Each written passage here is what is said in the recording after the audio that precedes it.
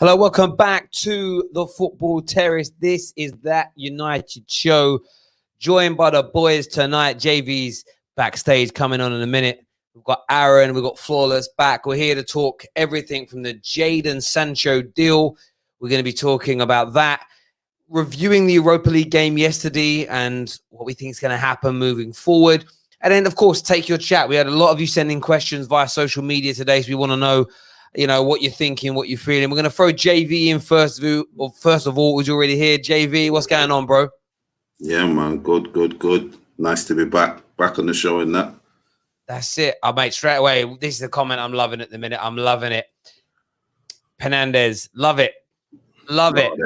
In the feelings. In their feelings. What's the supposed to miss? Exactly.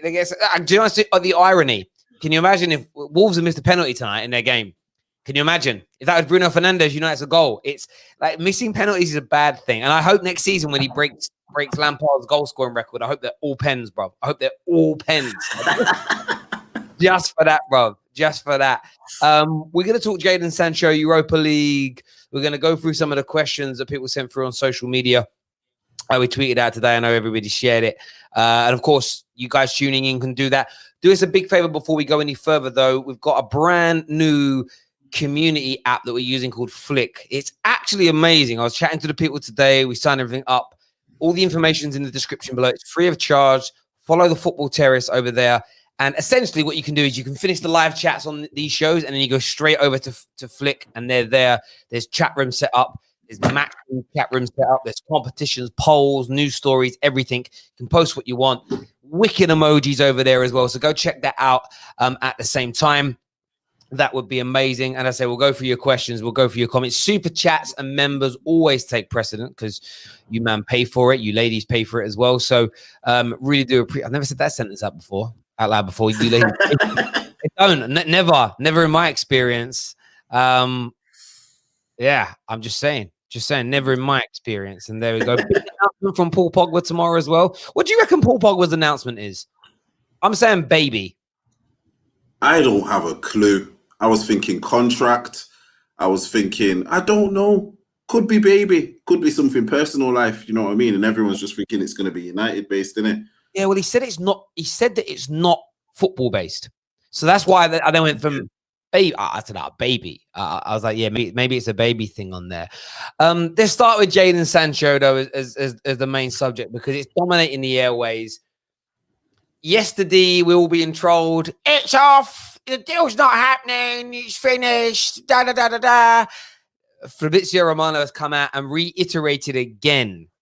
There's a total agreement between Man United and, as my title says, with Jadon Sancho. On personal terms, agent fees agreed. It's just the clubs. And then every journalist has got a slightly different version. Some say it's the total fee. Some say it's the add-ons. Some say it's the legalities, depending on who you're looking at. Are you one of these United fans that thinks we're not going to sign him, or are you still confident that we'll pick him up? You know what it is with me? It's the whole factor of who is control of this deal for us. Certain Mr. 5'5" looking type of guy, you know what I'm saying? Not football director, but seems to be in control of all the transfers, Mr. Woodward. If it was anyone else, and I mean it's not even that, if it was any other club, they'd have this under wraps by now. I just feel it's just the longer it drags out for me, the more I'm thinking that we're going to sign him, but I know what they're going to do. They're going to drag it out. And I think we'll just end up signing him. And that's it. I think it might be one of them where it's dragged out because they know they're going to have to spend so much that it might be the only deal. You know, it's still, even though football's come back and all of that, you know, it's all the, you know, COVID stuff's happened and people are probably looking at the pennies a bit different in the bank. And do you get what I mean? So if this doesn't happen, I think we have him under wraps and we're probably already pursuing another player. But I think this has just changed the whole football landscape in terms of transfers. So it's one of them. I think we will get him, but I think it will probably get him on the last day of the window. That wouldn't surprise me. There was another thing I read today, and again, I've got Ed Woodward. I've got this weird relationship with him. not that he knows me, but it's a one-way relationship. Sometimes I'm like, that's so good what he's done. There are other times where I don't trust him at all. However, if Man United buy Sancho without Sancho requesting a transfer, a fairly sizable sum of the transfer fee goes to the player and not to Dortmund for whatever reason in his contract. So it would also stand to reason if you're a football club that's lost a lot of money, and the German clubs have lost more as in terms of the percentage of their turnover, they've lost a much bigger sum of money than the Premier League clubs have done because their TV money is higher. Man United's incomes are a lot higher than what Dortmund's are, regardless of what's going on around the world. If you're going to lose even 5, 6, 7 million pound of the 108 million, let's just say it's 5 million, but it might be 10, it could be even more. It would make sense to make the deal feel like it's nearly done, pull away. Because maybe that's what Dortmund are looking for. Maybe Dortmund are looking for him to say, all right, there's an official transfer request. Because what Fabrizio has now said is that the players' representatives are going to speak to Dortmund because they want the move. And it may just be like, we'll put your transfer request in. Yeah, but we want our £8 million bonus. We want our £8 million cut of the transfer deal. And that for me is another area. And this is why I'm not going to allow myself to get carried away or get angry at Woodward yet, because I was like, I thought we were going to sign Haaland. When it didn't happen, I was annoyed. And then it turns out that they wouldn't sign without a £50 million buyout clause. And we would have killed Woodward if he'd have done that. So when the facts came out, I kind of relaxed and thought, actually, I'm happy with that deal. I'm not frustrated with it. I think it makes a lot of sense. But we just got to stay relaxed and calm. You know, it's one of them things. What I would say to all Man United fans is this: don't be strong. Don't fall for the banter, because although I must have got, maybe it was about 100, maybe a bit more, DMs yesterday saying, you're wrong. The deal's over. Fabrizio's confirmed it. Jan's confirmed it. Everyone's confirmed it. Not one single journalist has said this is done. No one with any credibility has said this is done. It's rival football fans. And with all due respect, I can take the banter on the chin, but we know that deal ain't dead yet. Because if the deal was dead, Sancho's going to come out and say, no, I'm not moving. I'm well happy here. Yeah. He's keeping it professional, which I love. But yeah, I think people have just got to relax a little bit with it. Yeah, it's one of them. It's crazy. I had an Arsenal fan message me yesterday saying, you're not getting Sancho. And I was like, bro, you're getting Willian on the free from Chelsea. Like, there's levels to it, you know what I mean? There's ambition, you know what I mean? We're trying to find a world beater, and you're literally signing scraps from your rival, you know what I mean? So it's one of them where, yeah, everyone would love to see this deal not happen, because they know if we get this over the line, that's a game changer for next season. Yeah. The reaction, bang on, mate. The reaction yesterday was, it was a relief from fans. And now what's happening is they've kind of realized, this Michael dude says this a lot. Like, he has so much history. You know, we're letting you down. You know, your mate that never buys a round, or your mate that always says he's coming to the lad's holiday and then never quite turns up. Whenever they tell you something, you always you take their word, go, yeah, okay, cool. But you know in your heart of hearts, he's going to pull out. That's Dortmund when it comes to, they are a selling club. And until the transfer window shuts, this deal isn't dead. This deal is simply not dead. But rival fans are desperate for it not to happen. So and that's great, by the way, because it tells you how good he is. What you'll then see, United fans, is about being strong as a person. When the deal goes through, how quickly until overpriced, overrated. That's the next stage of the anger from rivals. So the best thing to do is just to take it all on chin and laugh at them, because everyone would love him and whatnot. And it's same with the media. The media will spin this. If we sign him now, they'll say, you paid 120 million euros. But that's all that, supposedly, according to you, man, that's all Wolves have been asking for. So we've never gone above what they asked for. We didn't get him for what we wanted. But that's quite normal for teams to not, like, get it cheaper. You know, it just is the way. But yeah, man, it's a funny one for me. We've got a super chat here from Franklin who says, Sancho has come out in his Dortmund shirt smiling. What more do you need? He doesn't look upset at all that he's been denied a move. Yeah, he doesn't look like he's upset. He doesn't look like he's crying. He isn't throwing his toys at his pram. You know, he isn't, sulking on a bench somewhere like we've seen other players do. And that's fair enough. You know, Paul Pogba wanted to leave last summer, didn't get his move. Been outside of being injured, model professional. What does that mean? You know, it's just all Jadon Sancho is showing is he's a humble man, a professional man, a respectful man. You know, what would happen the other way around, Franklin? If he was looking upset, looking dejected, looking angry, moaning, kicking off, talking to the press, he'd be getting ridiculed for that. So what do you want? Do you want him to be unprofessional and stuff so he gets attacked like Pogba? Or do you want him to be professional and then stick the thumb in the eye? Whatever he does, United fans or the player are going to be attacked. And that's why you've just got to take it on the chin, you know, and not worry about it, Franklin. And for me, he wants the Man United move. He's agreed personal. You don't agree personal terms with Man United if you don't want to go there.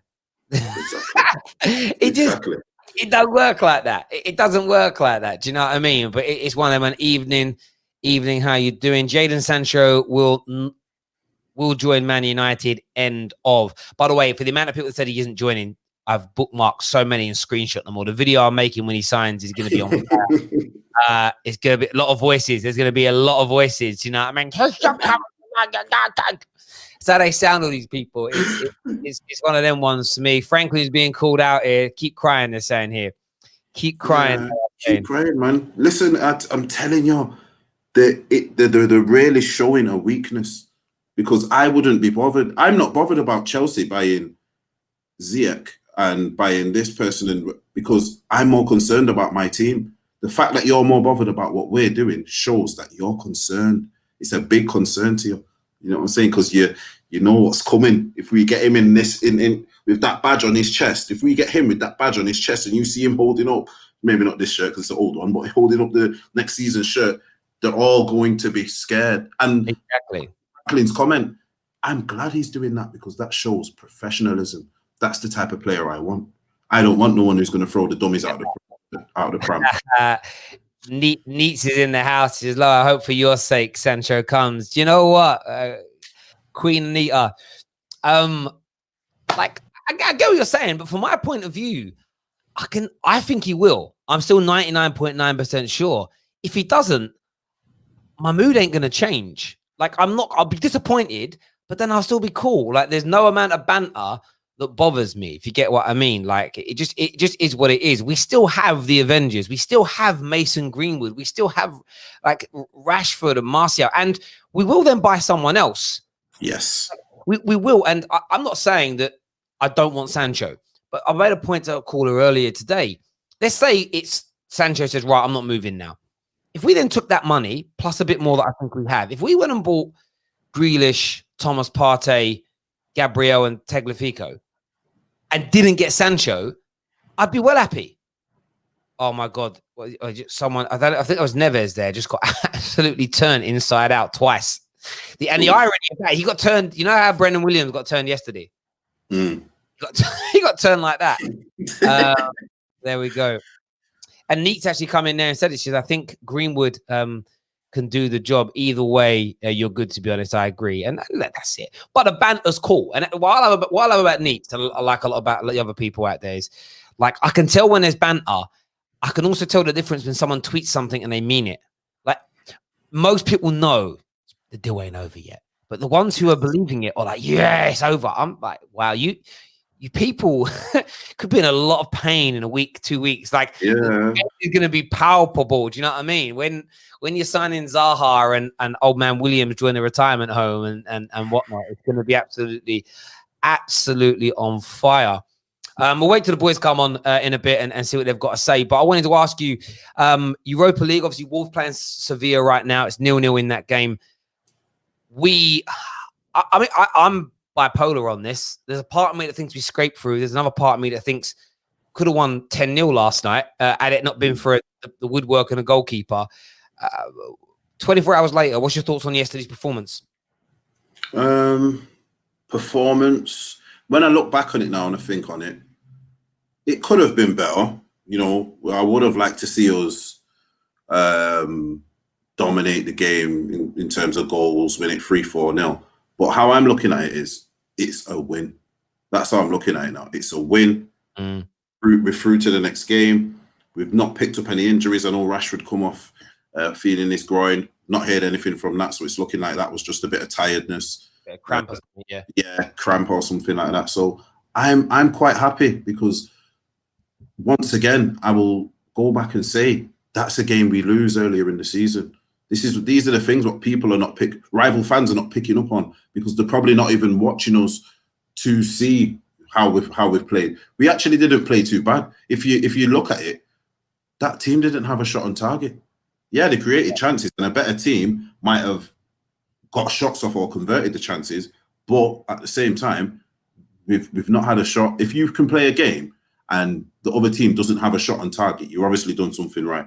You get what I mean? You've obviously done something right defensively. Yeah, I would have liked to see it being 3-4-0, take more control of the game. But like I said, it's a win. We're on to the next one. We're in a European semi-final in one of our worst seasons. Do you know what I mean? So I will take the good points from it. Yeah, no, I agree. I mean, when you're watching the guest thing, when you do a live watch along, the emotion's different. I was saying there was a couple of counter attacks that I think Martial messed up. There was a couple that Rashford messed up. There was one big one in the second half that Bruno messed up.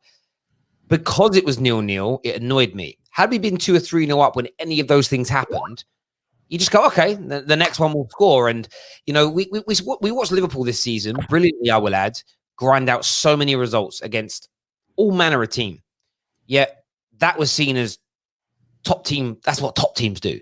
Man United are doing it, and rivals are like, rubbish. I'm really not that worried because I look at Bruno. Bruno's a great example. He's probably had a 4 or 5 game patch where he hasn't been that good, but the man's still scoring and assisting goals. There you go. And that for me is the sign of a world-class football player that doesn't even need to be that good. And do you know what? How many times in football have you seen this? A player has a stinker, grabs the penalty, grabs the ball for a penalty to take it. After, they're in here, Sevilla, cut it back. Oh, it's poor.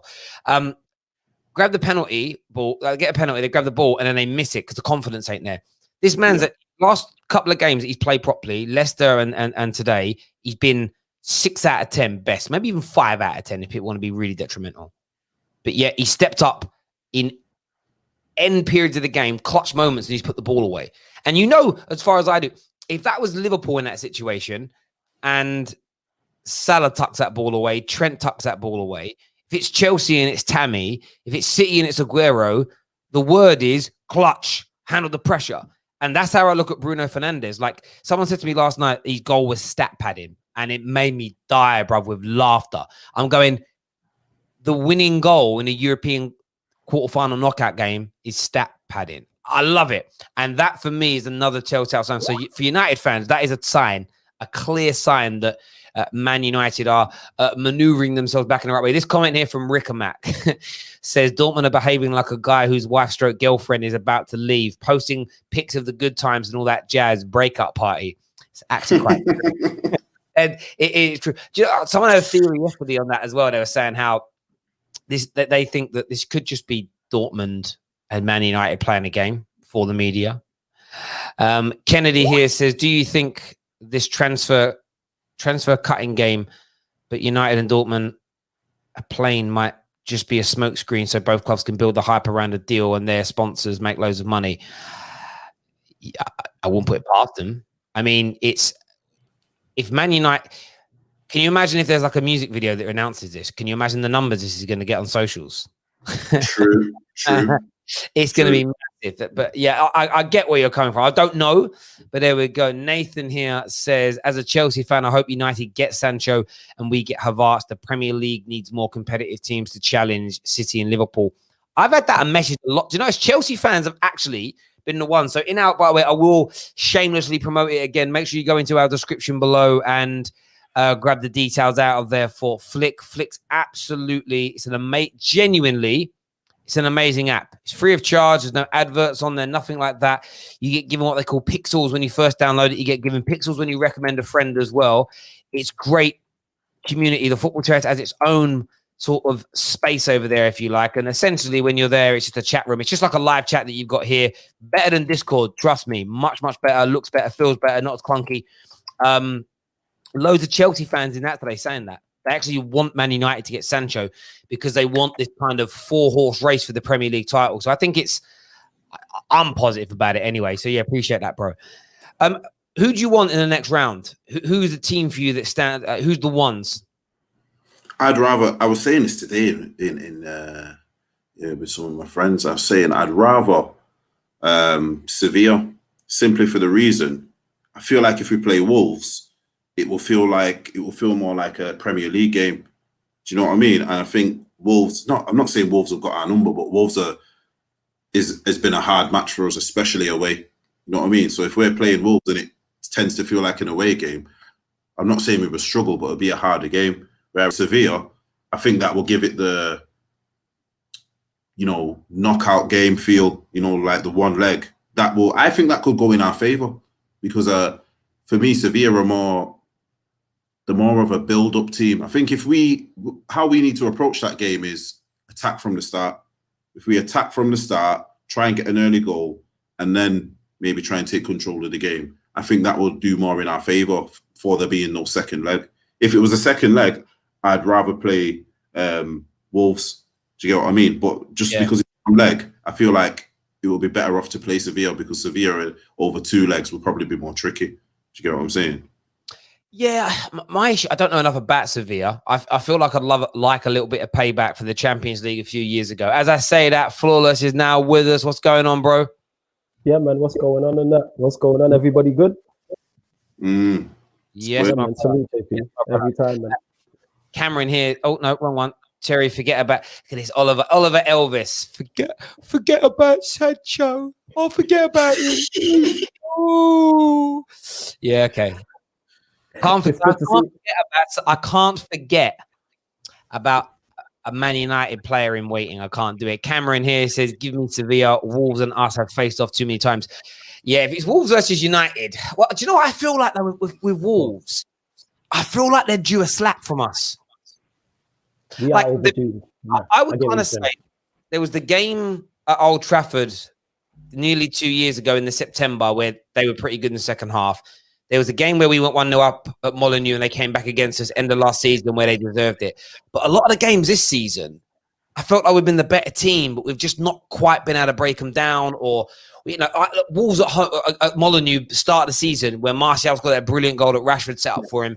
Pogba missed a penalty. I felt we bossed them in that game. And I almost feel like I want to beat them 3-0. And go, there you go, we're done you now, because they almost feel like a bit of a bogey team for us at the moment. Yeah. So yeah, I like that, but I'm not that fussed. We were talking a minute ago, Flores, about performance last night. What was your take on the game, mate? We won. That was my take on the game. When it comes to knockout football, I'm results based. Like, people were concerned about performance. Yeah, we didn't really play well because me and JV alongside Stroh watched the first half, and United didn't particularly play well. But then eventually we got into it. Salute to Stroh, as he says, as he pops up there in the comments. And eventually, after the second half, we peppered them. I don't think they had on target. Their goalkeeper decided to have a worldie, so someone might pick him up. I've seen people on social media saying he's better than Kepa. Chelsea should go in for him. He's better than Kepa. He's better than Kepa. I don't think that's hard. Yeah, that's not hard. That's not hard at all. Not at all. But yeah, and then we peppered him. If the goalkeeper doesn't have a worldie, we probably win the game. It was great that it was another penalty, because I love how everybody, as you, in your words, Terry, say rattled, because everyone is completely rattled, calling him Penandes. United had 21 penalties. Well, stop fouling us in the box. How's it Manchester United's fault that we keep getting fouled in the box? And the thing is, Shaw needs, even, what's it called? All the penalties we get, very few of them are debatable. That Martial one is probably the softest one, and that's a penalty. Yeah, do you know what it's funny about? We were talking about the show last night, and we get so many penalties because Ollie plays the fluid football, which means it's hard to mark people, and we play very direct. So it's 1-2 passes into the box, so it's fast. When we turn it on, it's quick, and then you've got naturally quick players. That's why we're being fouled. A lot of people say they'd like to see more intricate play, slightly slower build up, more triangles, more passing. That's great. You'd get less penalties because you're moving the ball slower. You're moving slower.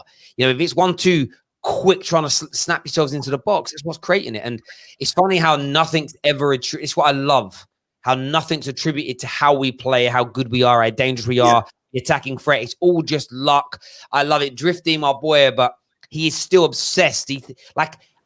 I don't think he's banter with Drifty. I think he genuinely believes we pay referees. I think he really feels like we pay them I love it. I love it. It's You know what the brilliant. funny thing is, and this is what doing my head in about it. Oh, someone said it. Oh yeah, Europa League mafia helping out United. It's like, what you think? If we're going to be paying, yeah, do you think we would want to pay them to get higher than third? You know what I'm saying? If we pay, you know what I'm saying? Like, what would we have not paid? Yeah. That's why it doesn't make sense. It makes no sense. And here's the thing: is Drifty not a Liverpool fan? Am I right in saying that? He is, yes. He's a Liverpool fan. So if you're a Liverpool fan, you lot have just won the league, done the fake double. Why are you concerned about what's going on with United, innit? Like, what's going on? I don't get it. I don't get it. Yes, I'll banter Arsenal and stuff like that. But in terms of like on social media, I banter with the teams, but I don't concern myself with what's going on below me and that. Like, I see people people trying to compare certain players and stuff like that. I'm not interested. Like, I can only hear from City and Liverpool fans. That's it. I ain't interested in Chelsea, Arsenal, nothing. You lot finished 8th. Yes, you won an FA Cup, but you finished 8th. Obviously, I have to talk about those clubs as part of the channel. On a real level. Yeah. It makes sense. I only if I was in Liverpool's position, all I would be doing to everybody below me is bantering them. Like I saw so many Liverpool fans last night. Terrible penalty decision. That isn't gone their way. I saw one say that like Copenhagen thoroughly deserved to win. They didn't have a shot on target, right? They deserve to win. And you sort of sit there and think to yourselves, why are you so rattled? Why are you so worried? It's I love it. I love it. And you know what concerns me with that as well is because a lot of people, obviously, like you said, Terry, you do it for the channel, so it makes sense. Like, you have an audience to do this to. Same way with us on From a Third Eye View, we talk everything Premier League. But how can you be, and this isn't to everyone, but I don't get how so many people during games can be tweeting 24/7 during the game and be actually watching what's going on. I rarely tweet at games because I'm too busy watching what's going on. I might pop up at halftime. I might pop up at halftime, or if something major happens, like the Pogba incident, I will pop up on that and just to gauge what other people are saying. But how are you tweeting every minute when there's a game going on? I don't understand how you watching. And I think that there's a lot of people on social media who are like that, who just tweet to say Copenhagen didn't have a shot on target. How did they deserve to win the game? That makes no sense. Yeah, it's mad.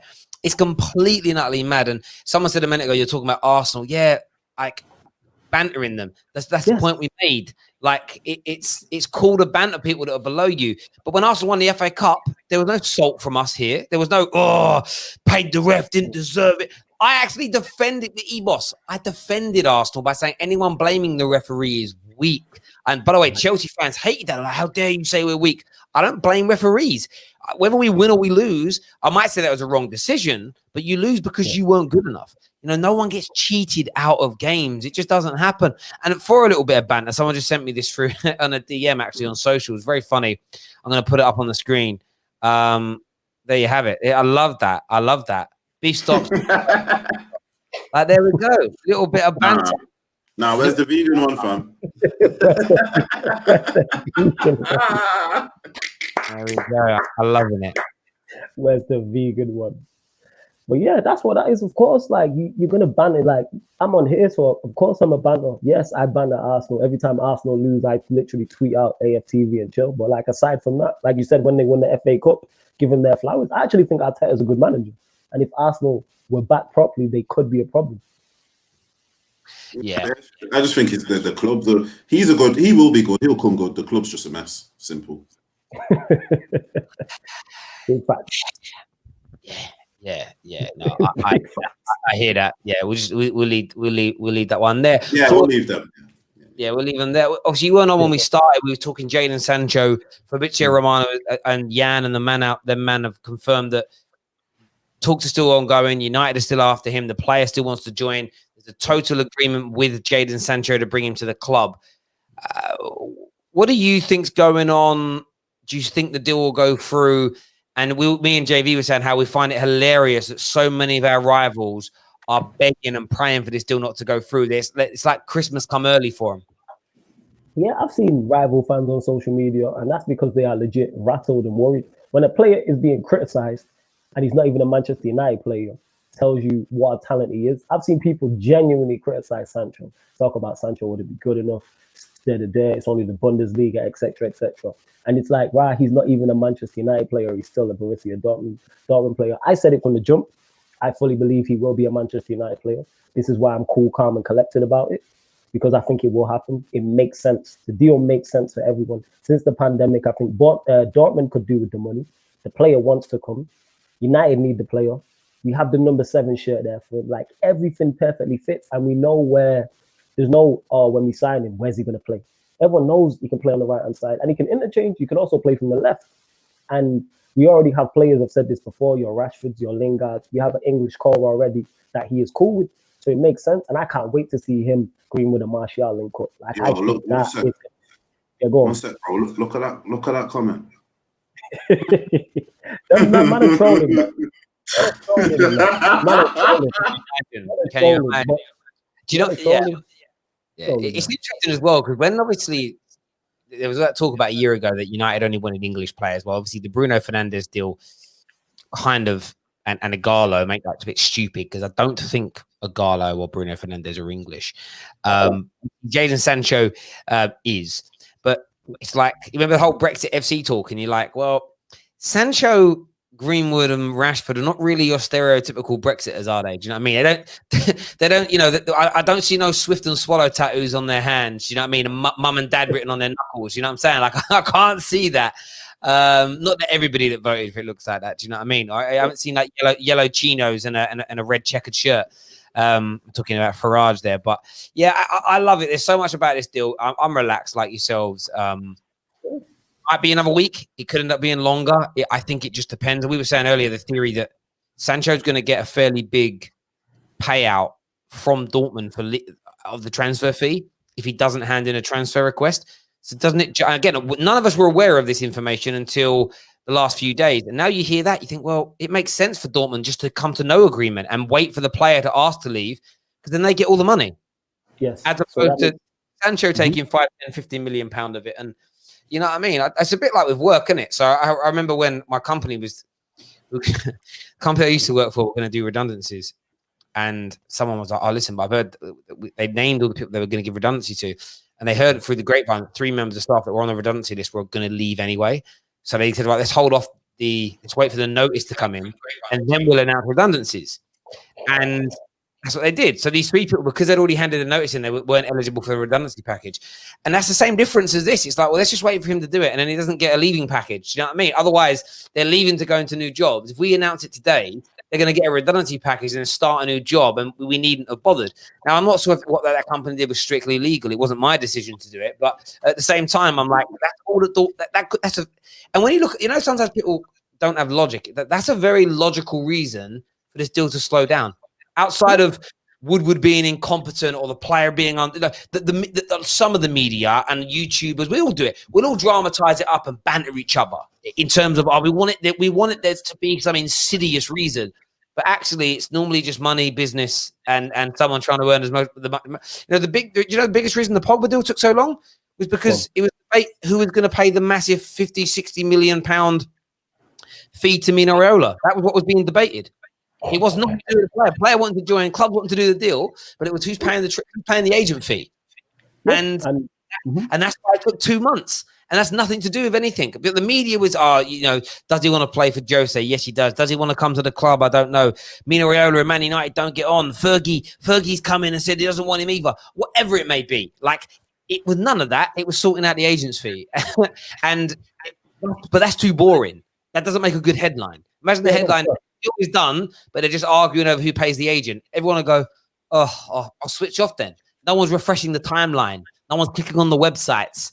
Don't make sense. But there we go. It makes no type of sense. And just want to say as well, the reason why I'm so cool, calm, and collected, because you're cool, calm, and collected about it, Terry. So when I see you, you're calm and influenced. So I'm like, all right, I have to be. When I see you panicking, that's when I'll be like, all right, maybe this is not going through. Because I know you're not going to come on there and panic for no reason. So it's like, that's why also, obviously, there's other stuff we know, like on the inside as well. But yeah, it'll come like, just relax. Hear me? Just tell everyone, like I said, we would finish top 4. This is the same thing. I told everybody, just relax. United will finish in the top 4. We'll get Sancho. Just chill out. Yeah, and that's it. You know, I mean, even in terms of the theory I just gave you around Dortmund doing what they're doing, the way to make Jadon put in a transfer request is to make the deal almost complete. You let the journalists know, everyone is about to go through that fine details. I actually know a change that might want all the money up front to try and trigger the player. And that's what that's how you do it. Otherwise, it's just that, you know, he isn't going to feel like he's going to need to. He needs to feel like it isn't going to happen, all that pressure. But yeah, there we go. We'll see what happens with that. We've opened up the Streamline now. So StreamYard link is in the description. Refresh it right now. Come on, call up. You get the opportunity to ask the boys a question. Anything United related, and United related does mean rival related because that's a big part of football. Still 0-0 between Wolves and Sevilla. And make sure you go into the description as well and download Flick, the new app that we're using for communications amongst the fan base, where you can start your own chat rooms. We're going to add some moderators to it soon, so people can start actually starting threads. I'll give you guys. This is what it kind of looks like. We'll show you the little screen here. There's Football Terrace base. You've got these ones are games. So upper games, once you're within 3 days of the game starting, or 4 games of the game starting, you get the opportunity to go on there and predict who's going to win the game, what the score is going to be. You can discuss the games and you can chat to each other. When you make the predictions is really cool. What that does is it creates a league table. So let's just say us three, us three do predictions every single week. Everybody does it. Everyone in the Football Terrace community does predictions every week on all the games, and it will mainly feature top 4 teams. It then creates a league table. So you can click on this here, the little league thing, and there's nothing there because we've only just started it. But it shows you who the best predictor is, who predicts the most scores right, the most results right. So you've got that. And then what you also have is just the thread here, which is at the moment we've got sort of main chat, the Havertz deal, the transfer centre, Sancho, Liverpool close to Thiago. There's a pixel chat, which is where people just send various sort of emojis, whatever they want to send like that. There's loads of options in there. And then there's some polls. Who's going to win the Europa League? Will United sign Sancho? We're going to add some moderators so we can go on there. We've got 200 people currently that are following it, that have come over to us on there. So everyone in the chat, make sure you go and get that done. Really important. We've got our first caller of the night, but he hasn't got his camera on. Get the camera on, Safe, and we'll get you on the air. Oh, there he is. He's put his camera on as soon as I say it. Safe, welcome to the show. What do you want to say? Well, sorry about yesterday. The line just cut out. I had really bad connection. I do understand where KJ was coming from when I said that Manchester United were not clinical. I watched the video yesterday on YouTube.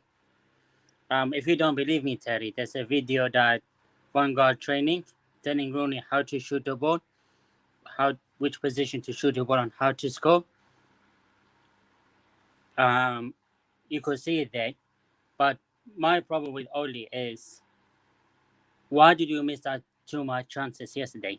Why we couldn't take our chances and score the goals during the 90 minutes? I just don't understand what's Oli telling his players during training sessions. Yeah, he must be telling them to miss. Honestly. I mean, I got another question to ask you. If we sign Sancho and we sign Jack Grealish and Van de Beek, and just say hypothetically, the 1919 was available and the 018 was available, who would win? Ooh, I like that. Flawless, who would win? This Man United team with Van der Beek, Grealish, and Sancho, the 08 team or the 99 team? So the 99 team, the 08 side, or this team? Yeah, one sec. Safe, mute your mic is making bare feedback, bruv. Don't unmute it, please. Yeah, so the 99 team, 08 team, and this team with Van der Beek, Grealish, and Sancho added. Ooh, that's a tough question. And one of them, I'd have to go 99. I'd have to go 99 team. I think I'd have to go the 99 team, I think. But I always have debates about the 99 and the 08 sides. But yes, I edge it to the 99 sides. Between the 08 sides. 99 team wins it just on attacking prowess alone. Never mind the rest of the team. The attacking prowess would be too much for the 2000. That attacking prowess would be too much for Rio and Vidic. Never mind Maguire and Bailly or Maguire and Victor Slushman Lindelof. Yo, it would be too much. Man. Yo, like to the Football Terrace community, yeah, me and JV have this debate all the time, yeah. And I'm like, yo, JV, get off Victor Lindelof back, man. Put some respect on his name, man. That's the Iceman, fam. Put some respect on his name. Can you imagine like Pete Rooney and Tevez going at him? That's the one thing that towards the 08 team, well, we know how good Yap Stan was. Yap Stan was Don, arguably one of the best centre backs we've ever had at the club. I think I he's the best I've ever just seen. think of Rooney, Tevez, and Ronaldo going at Dennis Irwin and Gary Neville. Either flank. Although Irwin was very solid, I worry about that. Like Ronaldo would have had Irwin on. Ronaldo's pretty much had every fullback he's ever played on toast at some point, right? Like, it's a bit because here's the thing. Obviously, one thing about Irwin, the one fullback who Ronaldo struggled against was Ashley Cole, and Irwin. Obviously, I'm not saying he's levels of Ashley Cole, but he still had the same ability type of thing. Yeah, Dennis Irwin's quality. I'm thinking in midfield. That's where I think that game's won and lost, because I think a Scholes Carrick midfield can't talk to a Scholes Keane midfield. No, Scholes in 99 than he was 9 years later because he was younger. So I'll go in 99. And by the way, I'm not disrespecting Dennis Irwin any comment. I'm just thinking, in my opinion, the greatest ever football player in the world up against you, you're going to struggle because it's the great, like it's the greatest in relation to that. But Rooney or Tevez going up against Gary Neville, I think they're in trouble. I do think they're in trouble. Having said that, you put peak Ryan Giggs in 99 up against Wes Brown. He's in trouble. He's in trouble. Yeah, he's in trouble, fam. He's in trouble. I love Wes with all my heart, but when Giggs starts doing all them jinky business there. Again, we're talking like it's taking them from the time machine from those times. I mean, if you could do a hybrid of the teams, I'd go with a lot of the 99 team. I would probably add like Ronaldo. I'd actually put Aaron Wan-Bissaka in as the right back no matter what. I think he's going to end up being a better right back for us than Gary Neville in the end. I think he will be. As a defender, especially, he would probably go into it. I'd probably throw Evra into it as the right back. I think left back. I just think he was a bit better. He's going to be Rio and Stam. But if we create a hybrid team here, the hardest bit is the bloody goalkeeper. I don't even know what to do with there. Midfield, Keane, Scholes. I'd probably then. I would. Can't leave out Beckham, fam. See, I'm thinking, do I go 4? I'm gonna have to go 4-4-2 then if Beckham's in. So I'm gonna go with. It's just gonna have to be the midfield, isn't it? But then no, I can't because I can't leave Ronaldo out. Yeah, you can't leave it as good as Beckham. No, it is. No, it is. Quality, but it's Ronaldo over. Same way it's Evra over Irwin. It's Ronaldo over Beckham. You'd have to. I know we've like gone on a side note, people, but you'd have to. What is he doing? What are you doing, State? What are you doing? Bruv, what are you doing? You're out of here. You're out of here. You're out of here. My thing was still loading in it, so I'm glad I didn't see it. Let me just wash my eyes, fam. I'd go 4-3-3. I'd go 4-3-3, and I would put Keane, Scholes, Pogba into that midfield because remember we're using this one now, and then I would this team. Yeah, I forgot we're using this team. Yeah, I would go with that. I forgot. Yeah, and then I would put Ronaldo on the right, peak Giggs on the left, and oh my god, this is so hard. But Andy Cole. Well, that's me. Who you going with? I'd go Andy Cole. That's me. I'm a big fan of Andy Cole. That's who I would go with it. So I'd have to go with Wazza. I'd have to go with Rooney. I think. All right, JV, you got the deciding vote. Or are you gonna go with someone else? Bro, I used to tell everyone Andy Cole was my dad when I was little, bro. There's only one way to that, fam. You know what I'm saying? Oh, that's funny, man. That is funny. You might think I'm joking, it's not. I'm not even joking, man. Nah, it's one of them. There's no resemblance at all. You'd have to, because obviously we're thinking nostalgia and all of that. But if you want a complete player, then you'd go for Rooney, innit? But if you want just a raw goal scorer, you know what I mean? It depends what you want. But for me, I'd love to see. I've seen Ronaldo and Rooney and Giggs on a pitch together. Do you get what I'm saying? I've seen them. Yeah. I'd love to mix it up. So I would just what I love about what I've picked. What I love about what I've picked sounds a bit is that it's 99 gigs. So it isn't 08 gigs. And you're playing with them. So it's that peak Ryan gig. And that's what I mean. If you take all these players in their pomp, I mean, and when I'm saying Wayne Rooney, like 2008 Wayne Rooney was a don. Do you get what I mean? him through the middle, Ronaldo, it'd be class. But a few people saying Van Nistelrooy, we can't have Van Nistelrooy because he didn't play in the 99, the 08, or the now team. So he's not an option. You remember that? You got to remember the question from Safe, who is now barred. I've actually banned him from coming on. We got a super chat here from Pav, who says, Safe out here trying to groom the chat. Yeah. As a mad, I just, I looked down and I literally I clicked on it, and it takes a second to load in, and then I just saw nipples. I'm like, bruv, that's mad. So happy that I'm so happy. Now you know what? I didn't see it. In his defense, scored in the. Oh yeah, Sevilla scored. Go! Oh, look how happy he looks. Yeah, he wasn't him. Oh, damn, that's good. Wolves are out. Well, maybe. We're gonna add Cameron to the stream. What's going on, Cam? What's up, brother? So, man, I had more of a, I guess, an inquiry, because we've been talking about Sancho and his Avenger name, and I'm calm on the Sancho thing too, just like you, Flawless. But I heard you throw out Doctor Strange, but I have an alternative, and I want to put it to Flawless, because I mean he's the one who kind of coined it all. Bucky Barnes, the Winter Soldier. Now you have to give that. Now Terry coined it. That's who you have to give the credit. Did he? My bad. So Terry, give him his flowers. Bucky Barnes, the Winter Soldier. Sancho started off as the enemy. He started off at City. Now we're bringing in a bad man who's going to be on our side. You know, I think it's kind of the perfect.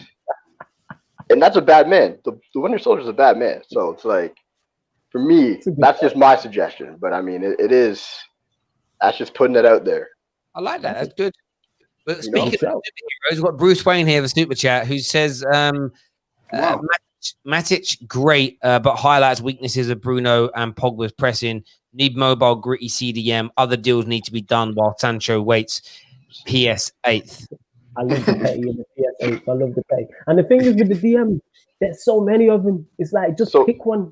That's so sorry to cut you up there, Cameron. There's just so many. It's like you got Ndidi, you got Partey, Kante. It's like, pick one. Bye United, because we're playing Sevilla. Do you know what I'm saying? I'm excited. Bring Sevilla on, bruv. Bring it on. I'm excited. Another question, I guess. Remember you saying if we don't get Sancho, like, we're obviously going to sign someone else. My take is, I think if we're going to sign anybody else, it's kind of like what we're just saying. I think it should be a CDM. And then you go get like maybe a Douglas Costa, somebody's a bit older who can play the right wing that you're not going to put in there for a long term, that you don't, because I still think if we don't get him this summer, we should still, the plan should be get Sancho regardless, because that to me is the player we need. And I think like it'll really show proper transfer planning if instead of doing what we've done in the past, where it's if we don't get our target, we go and get somebody who doesn't quite fit the squad, and then you have this mismatch. Instead, you stick to a plan where it seems like, you know, you look at Liverpool, you look at City, they've done it where they missed on their targets. Most of the time, they either came back in and got the guy they wanted, or they went and got somebody equally as good. Unfortunately, I don't think there's anybody out there equally as good as Sancho. So I think if we miss him, do you go get a right winger that's almost as good, spend a lot of money on like a Chiesa or something, or do you just shore up the CDM, shore up parts of the team, maybe go get a creative fullback, and then come back in? What do you guys think? You know what? I like what you just said about Costa, because apparently he is available. But then this does now. He was available. That was under Sarri. Now that's changed, isn't it, with the whole Pirlo thing? So I don't know if Pirlo him or not, but that could be someone who could be an option, because even if Juventus turn around and say they do want him, he's not a starter, is he? So if he wants first team football, that he could be a player before our hand in the hat for.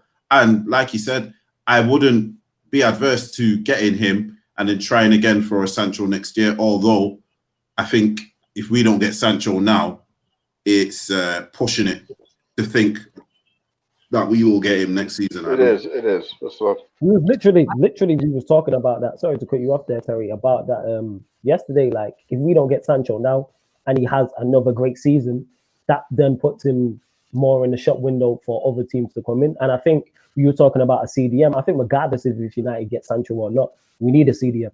I think we have to look at both. And in terms of alternatives, I would like to look for a short term. Or why not try and go get a Gareth Bale on loan? He hasn't played in however long. Why not go get him for a season loan and see what You still got Well, the talent. I think that's the kind of thing that could be an option. So I suppose, could we get Sancho? If we don't sign this summer, could we get him in January next summer? Potentially. We've got to hope the club makes. We all know the state of the situation, the state of play, whether it's going to be plausible later on. So if we know we can still get him later on down the line, then I would say, yeah, maybe loan somebody for 6 months, loan somebody for a year, and then go back in for him. Equally, I said it earlier, if we then walked away from this, didn't get this deal, let's say we walk away from it, but we go and sign Thomas Partey, we sign Van der Beek, and we sign Jack Grealish, I'm still really happy. I'm genuinely walking away going, we've improved our team, we've improved our squad still, and I think that's important. Equally, that position is still open to be filled. I think the problem is if you go out there and sign someone like a Costa or whatever, they could come in and do really well for us, and then you're in that dilemma next year of, do we sign Sancho and get rid of Costa? But he's already got a 3-year, 4-year deal, so we're lumbered with him now. It's almost, do you get where I'm coming from? It's about making that.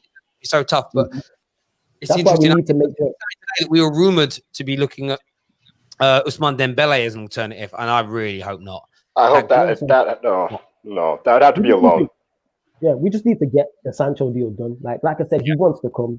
We want him. It's the perfect fit. Work it. You lot are very well paid at your job to negotiate and deal with these type of obstacles. Do your job. Sign the man. Like, I'm literally in that state where I'm like, just sign the player. Do you know what it is? Anyone who we try and get, yeah, the team is going to play hardball. All right, then say we have to get Dembele. Yeah, I'm not saying I'd want to, but they paid a hell of a lot of money for him. So they're going to want to recuperate some of that money. You know what I mean? So it would probably be a similar fee. Do you know what I mean? So you know what? Yeah, I'm just convinced. Makes sense to them go for Sancho. I'm just convinced the football world just hates us, bro. Oh yeah, they do. They just hate us. I saw a rumor saying that Leicester might sell Sancho for around 40 million or something. I was like, hold up. If that's true, then man shagged us for 80 mil for Maguire, and for someone who's apparently better than Maguire, you're gonna sell him for 40 M's.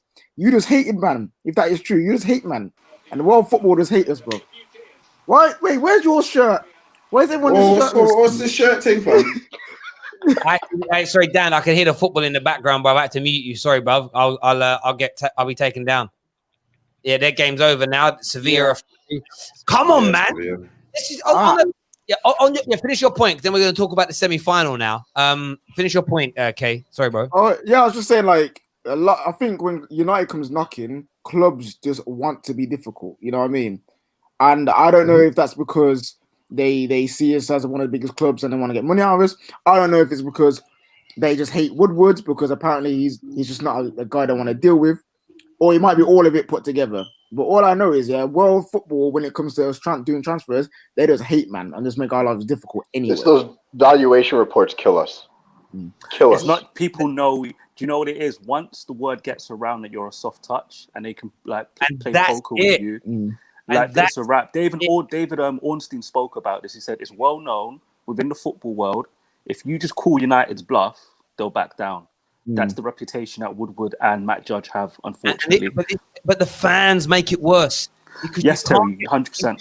Because you can't get rid of that without walking away from some deals. But the fans, you don't cry, you're emotional, God, depressed, I can't take it. You can't get away from it.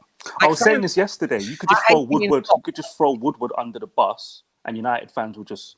Journalists could just throw Woodward under the bus, say, look, they could have got the story wrong. Now Woodward messed it up. United fans will believe that story. Doesn't matter if there's any truth in it. We just don't trust him. You know why? We don't trust him. Yeah, because we like jumping on his grave. That's his fault. That's Woodward's fault. No, that's fair. To jump on his grave without but all let's the not facts. forget, Woodward, really rock over that bit.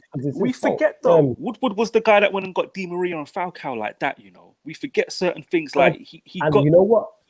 True. And I give him his props for that. But how many years ago was that?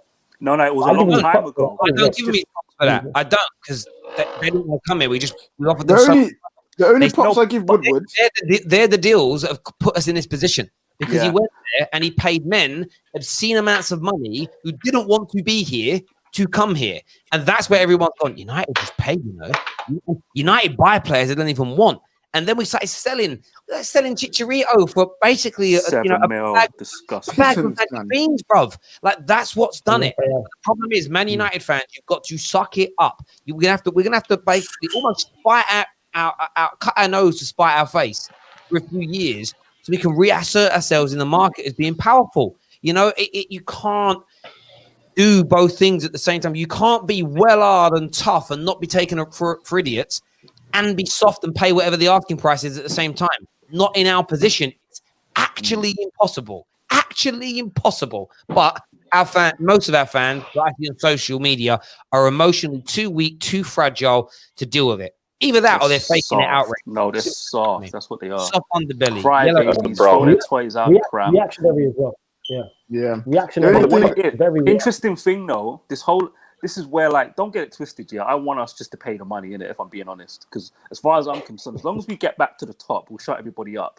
And they can get back to hating us like they, you know, I always say this, Terry, Arsenal fans my age, like, I can't wait till things go back to normal so you can be reminded just how, you know, compared to us, you're nothing, you know? Like, the way they try to banter us, I'm just like, let's just get back to the top and remind people why we're the most hated.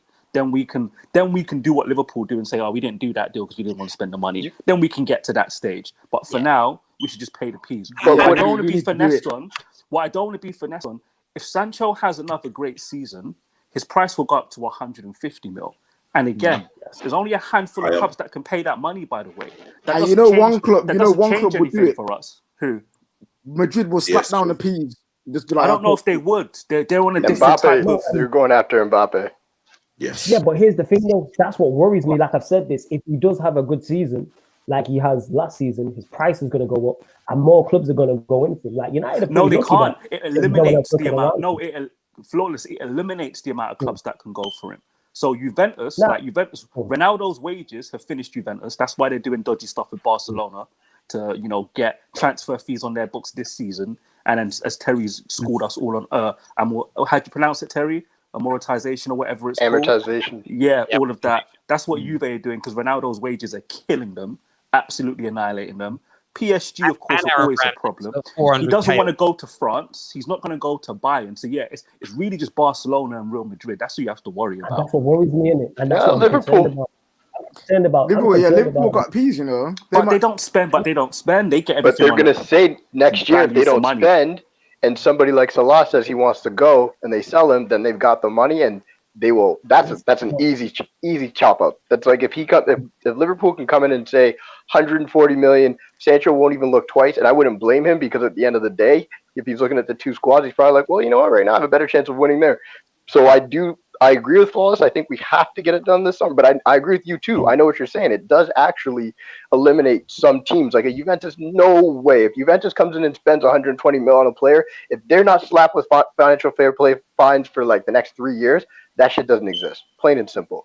Like City's not going to come back in for him because he kind of, you know, you don't want to go back. You don't want to go back. So it's going to be the problem that I have with United when it comes to these deals is we come in like the bully. You know that kid in school when you're younger, the one kid who acts tough and then he gets slapped up by the quiet kid who's just like, yo, shut up. Like, you know, he's like, that's what we are. We come in, we act out, we're not going to spend that much. We aren't going to do this. And then some man calls his bluff, knocks him down, and then all of a sudden you go run and that's it. You look stupid. But that's because stop doing that. That's also because we're not in a position on the pitch to do that. The one thing with Liverpool, whether or not they got rejected by Timo Werner depends on which news article you want to listen to. The fact that they're still going to be one of the best teams in the world next year gives them the power to say, well, we're not going to be held to ransom or we're not going to pay you over the odds because they're still brilliant. When you are desperate, you have to pay more. It's as simple and straightforward as that, you know. Give an example. It's always easier to find a new job when you have a job because you wait for the right one or it feels easier. United are not in that position. So we get messed around a lot on that. I just want to say, everybody out there, we're going to show you the screen now. In the description below is the link to download Flick. We just put the poll in there. Who wins in a round-robin tournament? It means they play each other once. Man United 99, Man United 08, or the current Man United team. That new poll's in there. Why would you do that, Terry? Why would you put the current team in there? Someone phoned up and asked a question. I'm just putting it out there. But what I'm saying is, get it downloaded. About 1,200 of you watching right now live. Really could do with your help. This is what it looks like from a If you click on the link, you can't actually use it on the desktop, but that's the desktop thing. That's what it looks like. That is the app. I'll put that a little bit bigger. You can see you download it by or Google Play. All the information's in the description below. Please do that, and then come follow the Football Terrace over there. It's actually an amazing app. It's better than Twitter and Facebook. It's got everything combined in one place. We can finish these streams and then jump straight over there. You get these wicked little emojis. See these things here called pixels that you can use in the chat as well. We've got some exclusive Football Terrace ones being made for us by Flick. I did some research on Flick today. We better have the Avengers emoji coming. I've chatted to the people that because they're basically our new partners. There we go, bruv. And they're our new partners. Okay, and I need you, man, to sign up. And some of you need to become moderators because I can't run it by myself because I'm too busy. Doing it right now, brother. Yeah, I'll head over. Terry, congrats on the deal, though. Congrats on the partnership, man. That's a big deal. Still, Terry out here pulling deals out, man. You get me? Need you to replace Terry for Ed Woodward. Sancho would be done by now. I get that deal. That deal be done, dusted over the line. Trust me, bruv. It's Terry's come a long way from the impromptu car streams we used to watch. Just on my way to work, everybody, what's up? Yeah. Right, semi-final. We're playing Sevilla. No, I'm not sponsored. It's a partnership. It doesn't work that way. So I'm not. It's there we go. It's a thing. But what's great about I'll just speak about Flick for a second. So there's no control over what we say or what we do. The point is they want us to get our viewers, yourselves, over there to use their platform to talk and discuss on and review things. It will be eventually where all the podcasts go as well. So the podcast will be exclusively on Flick at some point in the future. We just got to build them up. Once we've got about 10,000 followers over there, that's when we'll do it. But when you start, trust me, I started using it today. I really like it. It's really, really good. We'll add some moderators from multiple teams so that they can start chats and share news stories and whatever. And we'll do it there and get it done. So we'll have that. But yeah, Sevilla, we're playing on this weekend. Devil in the details. You see, what are you thinking? What are you feeling about that? I said I wanted Wolves because I think they've peaked for me. I felt like they're not just offensively. They're not doing what they were doing last season. And I've watched the entire game today. Sevilla will give us problems. They'll give us problems, but we should be beating them. But again, if we need to be at our best, the type of first half that we've been seeing recently from Manchester United, just moving the ball slowly. No confidence on the ball, dilly-dallying, just a horrible decision-making, lack of decisiveness. Like, if we do that against Sevilla, we can be in a bad position in the first half. So we need to come out. I think I saw JV say it earlier. We need to attack from the first minute, press high. Like what we did in the second half against Copenhagen when we pressed 10 yards higher, we need to be doing that from the beginning against Sevilla. They can't be getting into the match for me. We need to go at them. So that's how I feel about it. What you saying, JV? I mean, we know they're a good team. I mean, they looking at statistics. I watched the second half on and off. They look like they were the much better team tonight. I think at one point they had 10 corners to none. So they're going to be a tough opponent. And are you looking forward to the test? Are you looking forward to this United team? If we beat Sevilla, I don't think any rivals will still look at it from a negative point of view. But it's a genuine test for us. And to beat them, you're getting down to the last two games for us now if we make it through. And if we make the final, it's definitely going to be Sevilla and Inter, in my opinion.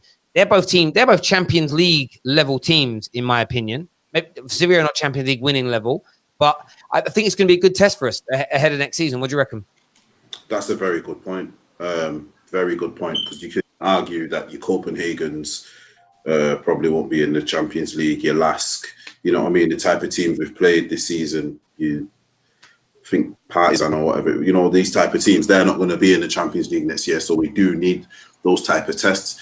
I want to see Bruno in this type of game. Martial, because he's in form at the moment. Whether it's maybe not, he's not the last game he didn't score, but he looks up for it. Do you get what I mean? I want to see these type of players in these type of games, because this is where you make your name for yourself. Do you get what I mean? This is where you stand up and be counted.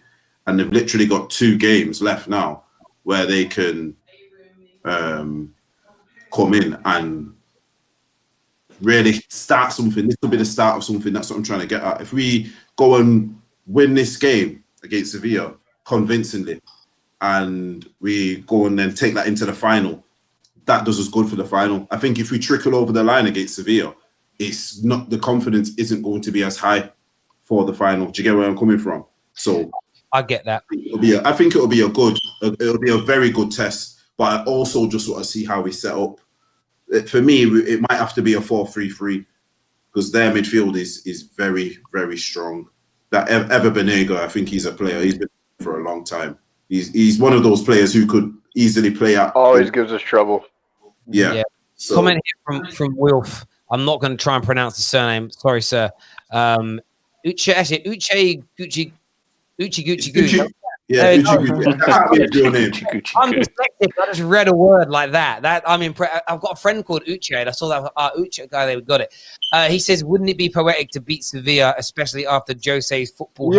I want to beat Sevilla just for vengeance for Jose's sabotage. Just like it has to be done. Like Jose got booed out of the club, granted, but then man still need to take a hiding for like this embarrassing us, bro. It needs to happen, man. It would be poetic if Ollie decided to say right after the match, "How's that for football heritage?" Just like a quick. Could you imagine? That'd be one of them moments. Straight up. Or all he could say, listen. I'd cry. Nah, it would be great for him to say that, but Ollie ain't gonna come on, man. Ollie ain't Nah.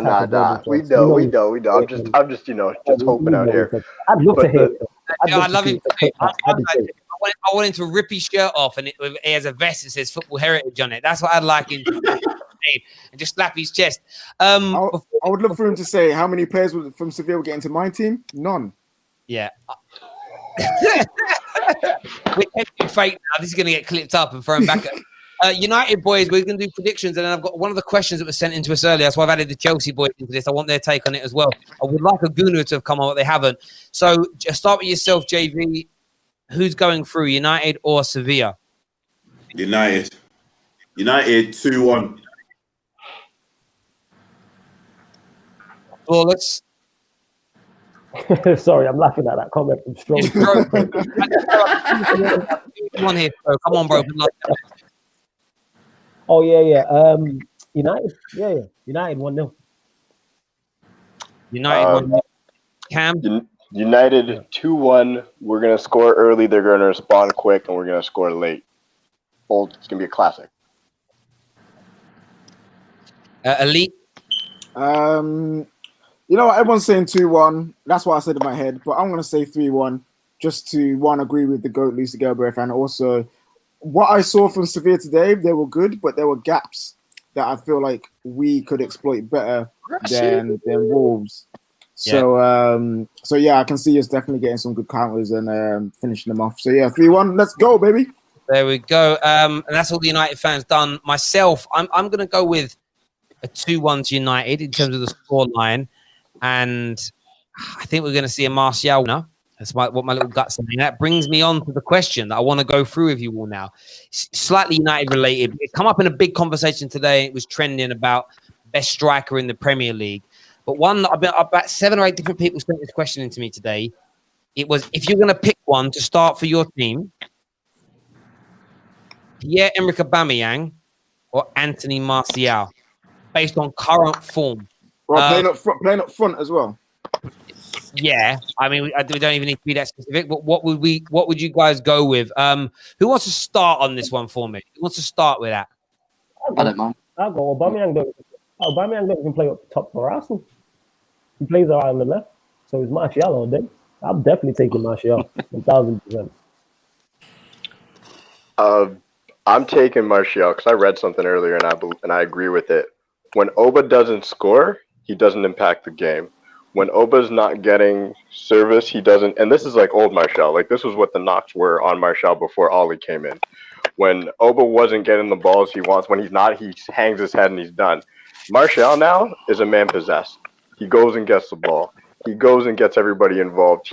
The way he was playing in Copenhagen, where it looked like he just was turned on Michael Jordan mode. This man was taking on everybody by himself. It looked like he was just ready to win that game for us. So at this point, for me, especially the age, it's a no-brainer. It's got to be Martial. You know what? Yeah, with no one in this panel we'll say Oba's crap in it. Let's just get it out there. Oba's a scam man. Oba's a scam man. Like he bags goals and he's sick. But if you're asking me, it's Tony, man. It's Tony. But just for the fact that he does things that Aubameyang don't do. I'm not saying he can't do, but I've not seen him done. I don't see him dribble past players with tight ball control skill. He can push the ball forward and run past man, but in tight spaces, I haven't seen him do the little dribbles to 3-4 man like Martial can do. His link-up play is good, but I think Martial's is better. The only thing that I think Aubameyang's better than Martial then is finishing, and he might be a bit quicker, but that's debatable, isn't it? It has to be Tony. I'm going with Aubameyang, man. Yeah. Better goals per game ratio. He's just it's like I was looking at his goals per game ratio the other day, and it's ridiculous, man. He averages something like 20 goals a season or more. 25 it was, 25. That's ridiculous. Like, you know what? I've seen it, bro. It's the last 5 seasons. Yeah, and he's proven in other leagues as well. Like Martial, sometimes it's just like sometimes it just seems when he's not on it, he's not on it, man. Yeah, but the obvious Aubameyang though. When Aubameyang's not on it, what he don't do anything. No. Yeah, you know what it comes down to for me. Just for me, but you know what? You know what I'd say. Go on. It's gone. No, go, JV. You start. Everyone's waiting on you, fam. All right, yeah. I was just gonna say it's for me.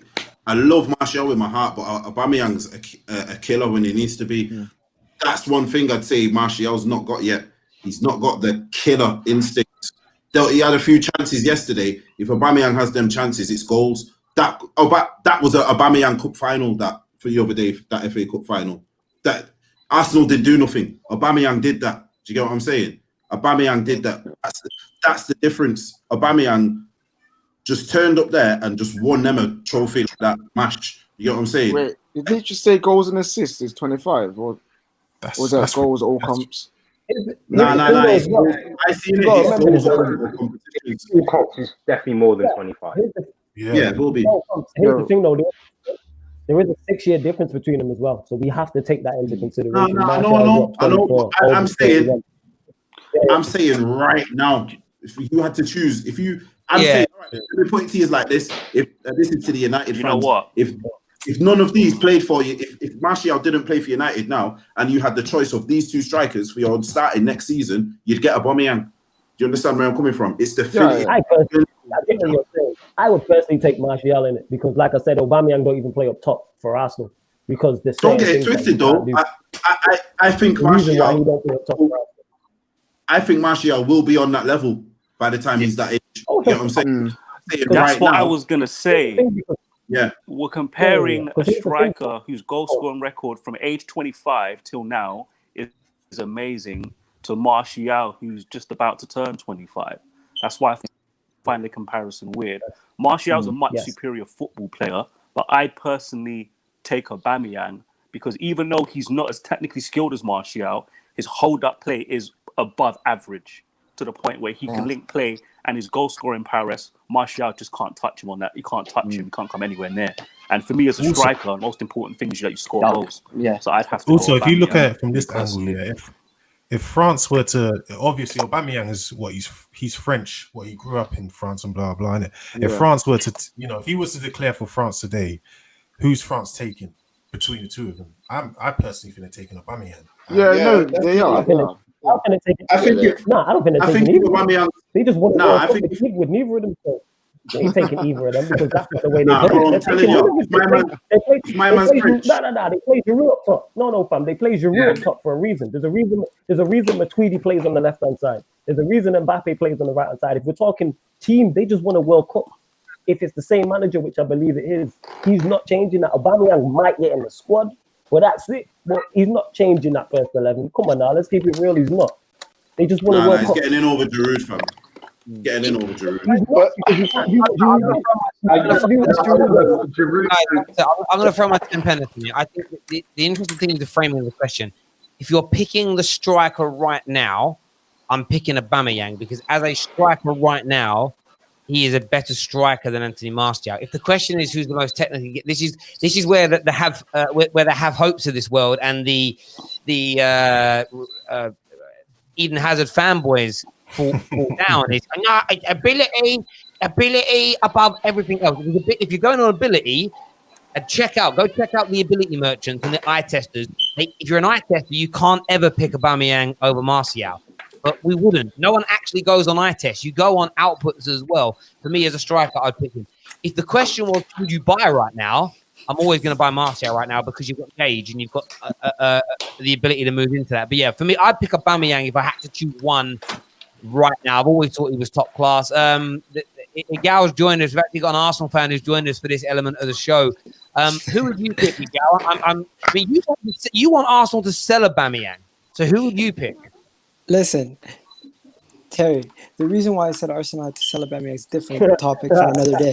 But when it comes to what you said it yourself. When it comes to age, and if you're drafting a team based on progression and you want to see them in 5 years' time be the best that they can be, of course, Aubameyang in 5 years' time is not going to be as good as Martial. Martial is going to progress, and Aubameyang is going to be on his decline eventually. So when it comes to for the future, you're going to pick Martial. But right now, arguably, I think Aubameyang still has two to 3 more years at this level where he can score bags of goals and be a Golden Boot contender year in, year out. So for now, I pick Aubameyang. For the future, you pick Martial. And to me, it depends on what side of the argument you're on. If you're thinking about the future, you're always going to pick Martial. If you're going to think about right now, who's going to win you a league, who's going to get 20 goals a season, it's Aubameyang. Could you imagine Martial and Aubameyang in the same team, though? You know how gross that would be? It would. That would be disgusting. We had that opportunity. I think when we went after Romelu Lukaku, as much as I like Lukaku, I was wondering why we weren't going after Oba, because he was available around the same time, and I was confused. I'm like, I was like, why not go get Oba? When we decided not to because it was too expensive. On that point, so the reason why I think to play from the left, that would work. Yeah, Martial through the middle, Aubameyang from the left, it would work.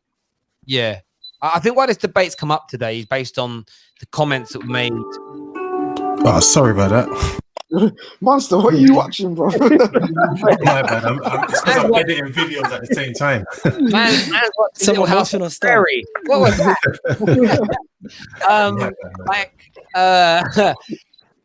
You had the comments from Van Persie and Paul Scholes, essentially saying that Anthony Martial is now world class.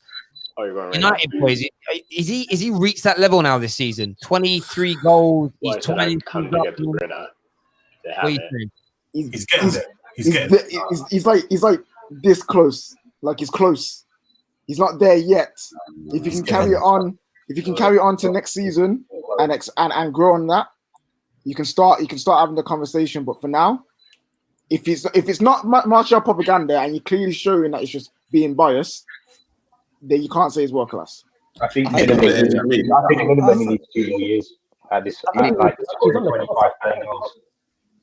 I think the fact that to me, kind of I think the fact that he wasn't in the France team recently, the world is going to judge him on what he does for his club and his country. He's done good for his club. Now he has to do it for his country. The country argument is different because the way France is, it depends on the manager that got at the time, and also they're very Jose picky sabotaged about him. Things. Yeah, I think he's in that team if Jose's not his manager. But Lacazette's good enough. One at a time. Yeah, sorry, Lacazette's good enough to start for France. He doesn't start. Benzema's good enough to start for France, and that's due. He doesn't start because of some next thing outside of football. Well, that's the court case with Benzema, isn't it? Yeah, that's different. Yeah, that's politics. Yeah. One thing I would say on this, I don't like this world class thing because, as I've just previously said, Aubameyang's done this for 5 years. This 20 between 20 and 25 goals. But who's saying Aubameyang's? No one's saying Aubameyang's world class. Do you get where I'm coming from? Martial's just started to now do it. It's like saying, all right, then who's out here saying Vardy's world class? Vardy's been doing this for the longest now. You know, if you really want to do Vardy's numbers, Vardy's posting around 20 to 25 goals all competitions every season for how long? Do you get what I mean? So it's one of them. For me, the whole world class thing is how it comes down to the same argument I've had so many times. It's what needs to be defined is what world class is. And then, and then that's the debate. The debate isn't who is and who isn't, because it's all just subjective. It's people getting into their arguments over who they find the best looking, the music they think's the best. You know, if you listen to someone who loves, oh God, something just flew over my house so low, like I've been just shook in this room. I just stopped breathing for a second. I thought, oh my God, I'm in trouble. I thought something was going to crash. What was I saying? Like, it's if you're a connoisseur of rap music, or you're an absolute like a fanboy for opera, you both think your genre of music the best, but it's not an argument to have. And I think that's the problem with the world class thing. There's another question that's been posed to us. This is a tough one. Who are you going to pick right now? You got a space on the left hand side of your attack. Who are you picking? Pulisic or Rashford? Start. I'm taking Pulisic, man. Yeah. Wow. The only reason why I say I'm taking Pulisic is he's just more, to me, he's more of a winger. I would rather take Rashford up front. Do you know what I mean? You don't watch Rashford if you say that personally. No, it's preference. It's preference, man. It's no. Get it. That's what I'm not onto. Obviously, Rashford scores more goals than that, but it's like Pulisic is 21. He's just come into the Premier League. I don't know. I just prefer Rashford up front personally. Yeah. I prefer him up front. I don't know. I feel he's better there. I'm agreeing with you with the Pulisic though. I would take Pulisic on the left over Rashford. I would. I just think with Pulisic, the way that he drives, he's so good in those tight spaces.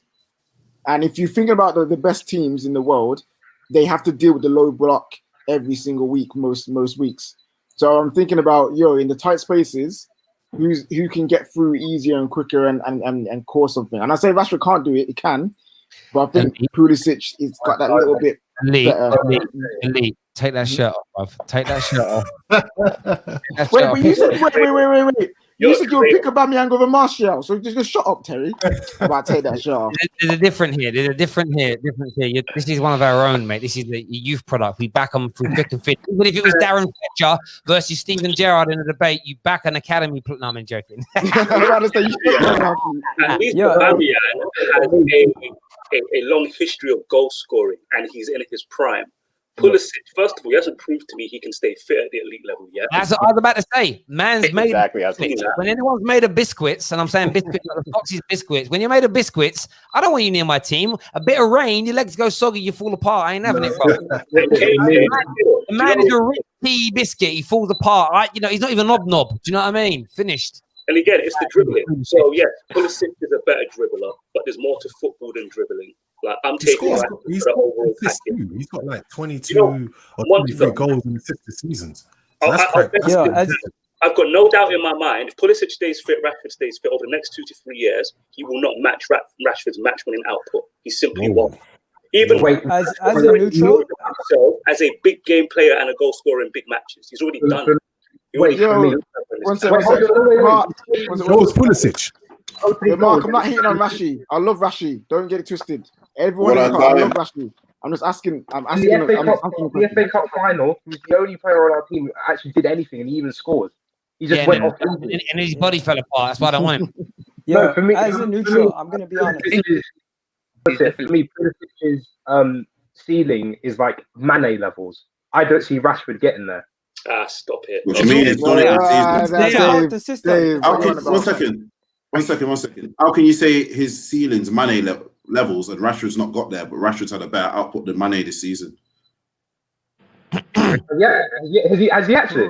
What do you mean, has he actually? No, 1 second. Don't say has he actually. If you can't. One second, man. You can't compare, man. And then when I tell you what he's done, say has he.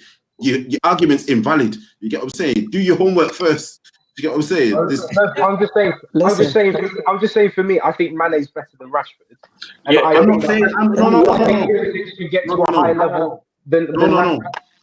You've changed it. Because Davey, if you're basing someone's if you're judging someone over one season, right? Rashford's not beaten Mane consistently over the past 3 to 5 seasons. One second. I just checked his stats, and Rashford has 21 goals and 7 assists. That's quite impressive. I can't. Right, 1 second. And he's been injured for a large portion of the season. One Missed second. 3 months. One So second. Pulisic.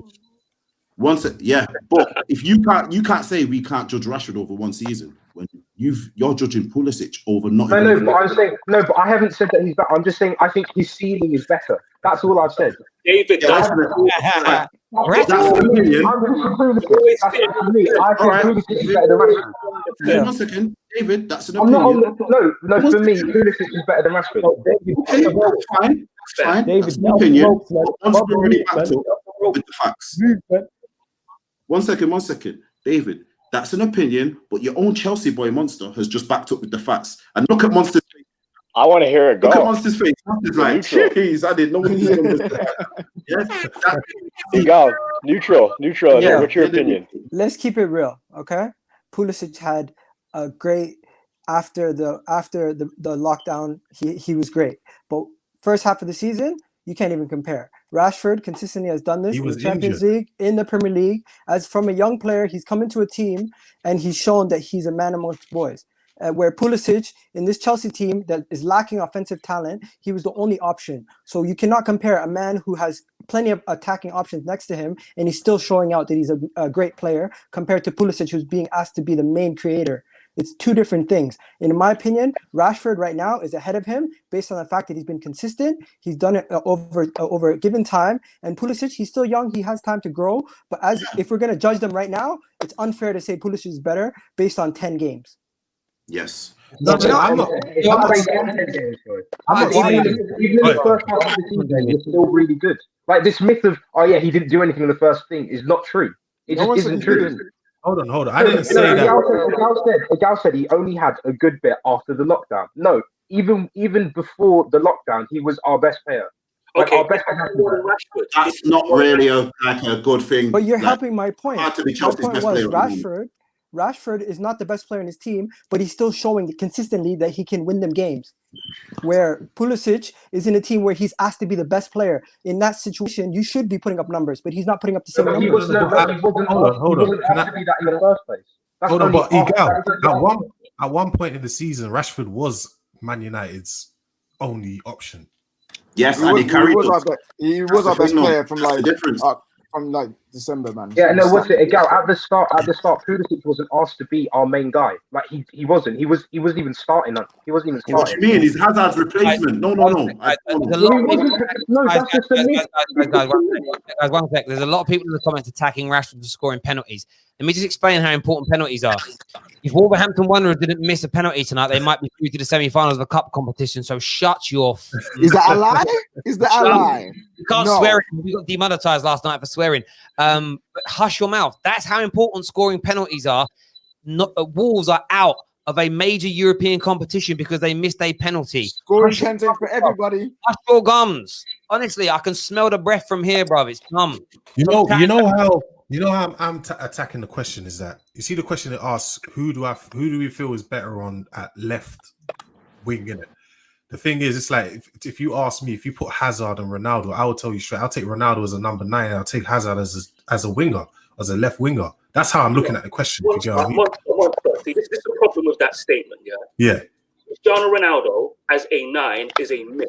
It was a big game tactic, so Alex Ferguson used every now and again. He played week in, week out in the Premier League and won the Ballon d'Or as a winger. Yeah, he's better than Hazard on the left. At Real Madrid, in his first 3-4 seasons, like his whole Madrid career, he played on the left, and Benzema played as the 9. So how can you take Hazard over Ronaldo on the left? But then towards the end when he started scoring important goals, where was he? He was in the middle. Yeah, no, for a handful of games. 90% of his matches for Real Madrid played on the left, and Manchester United, it was on the right and the left. It was both. The number 9 thing was a big game tactic. Rooney would go out to the left because he worked hard for the team. We put Ji-Sung Park in as well. Ronaldo can do his thing and get the goals. But that was a big game tactic. Week in, week out. Ronaldo's first iconic moment in the Premier League was winning the Premier League, cutting in from the left in that goal against Fulham. That was his first iconic moment as a winner. He's a left winger. When it comes to comparing Hazard versus Ronaldo, no, I'm not comparing. No, you're not. Answer the people viewing. The that Hazard would get to a team in terms of the wing when Ronaldo's around, is carrying his boots or something for him. That's about it, bro. Helping it, make cutting the oranges at halftime, something like that. My view, I might stay here on this. For me, I pick Rashford. One, purely biased. I absolutely adore what Rashford does. The one thing I love what David said though was around saying that Rashford doesn't have the standard. This exact time last year, remember, it's by the way, happy anniversary, Chelsea fans. The 4-0 anniversary is today. Beautiful. Year's gone. It's mad, isn't it? It's a year later and the season's still going on. But this time last year, people were saying that Rashford's ceiling was around the championship. Shout out to my guy Saeed. But they weren't just saying it. It was lots of people saying that. So this time last year, he was a championship player. Now we're saying he can't reach Mane's level. When are we going to stop doubting Marcus Rashford? What does he have to do to prove? If he scores another 20+ goals next season, he's going to be better than Mane, man. Nah, yeah, Dave, I'm sorry. Even though I agreed, even though I was like, yeah, I was bigging up Pulisic. For you to say Rashford can't get up to Mane's level or Pulisic out of the two is the only one who can get up to that level is a foolishness. I'm sorry, bro. It is. I ain't gonna lie. Looking at Rashford, I'm looking at if he bulks up a little more, I'm looking at a Cristiano Ronaldo 2.0, man. Listen, I know that sounds crazy. But Rashford hasn't had the benefit of I'm a big fan of season yet. What do you think is going to happen next season? Can you not see the leapfrog he's about to make? Like, David, you're going to look foolish. Ronaldo 2.0. You are where you are one of the most. You are where you are the most. When you go, we can't hear no one. Sorry, David, what did you say? David, let me say it again to be clear, because I know what you're going to say. Let me be clear again. Rashford has not benefited from Bruno and Pogba for an entire campaign yet. It hasn't happened. Look at his output this season when he had to carry the team to an extent when Martial got injured, and just imagine what the leapfrog is going to be next year, the natural leapfrog. What do you think is going to happen? What I'm going to say is that like all of your main attacks mainly come down Rashford's side, so he's seen quite a lot of the ball, right? Okay. So if you do sign Sancho, your team's going to be more balanced, so the ball's not going to be as focused towards him. And you know what's going to happen? I know what you're going to say. The defense is going to shift over to Sancho, and it's going to leave Rashford instead. Yeah, but it's not so much that. The ball's going to come in from that right-hand side, and who's going to be coming in at that far post? I think you'll see Rashford score about 7 or 8 goals next season that are very similar to how Sterling scores for City, coming at that far post tap-ins. That's how Ronaldo started scoring goals. And if you read Gary Neville's book called Red, he talks about how, in his opinion, Ronaldo didn't just change football. He changed the way Man United played. He changed football. He was the first guy on those from a wide position to consistently make those runs in towards that, at his point of view, the near post, but from the left-hand side, it'd be the far post, getting those tap-ins, getting those headers. That is what Rashford's going to do. And when we actually have genuine creativity from that side, he's going to be able to do it. By the way, that's how a lot of Sancho's goals are scored as well. If you watch his goals back, they're just, some are good goals. A lot of them, the ball finds its way to him. It's going to be peak next year. He's going to score lots of goals. David, question for you, mate. Sorry, Cam. You're a person that believes in, before I comment on something, I'll give it some time to show me. So, like, you've said Greenwood to you, you're not going to say anything on him until you see what next season and season after, yeah? Yeah, cool. So, from seeing Pulisic just from half a season, basically, of game time, you've seen enough to say that he's going to be Mane level. I'm backing my boy. If he can stay fit. If he can stay fit. I just have one thing I kind of noticed. Very different next season as well when he has Werner and Ziyech and potentially Havertz. No, it won't be. Wait, Jem, remember, because everything comes on the left-hand side of Chelsea, Pulisic is going to see less of the ball. No, let me tell you why. He's going to be as good, Willie. He's going to be as good. But KJ, it doesn't. It doesn't. You don't Sorry. You don't want one at a time. It only comes down the left. It doesn't.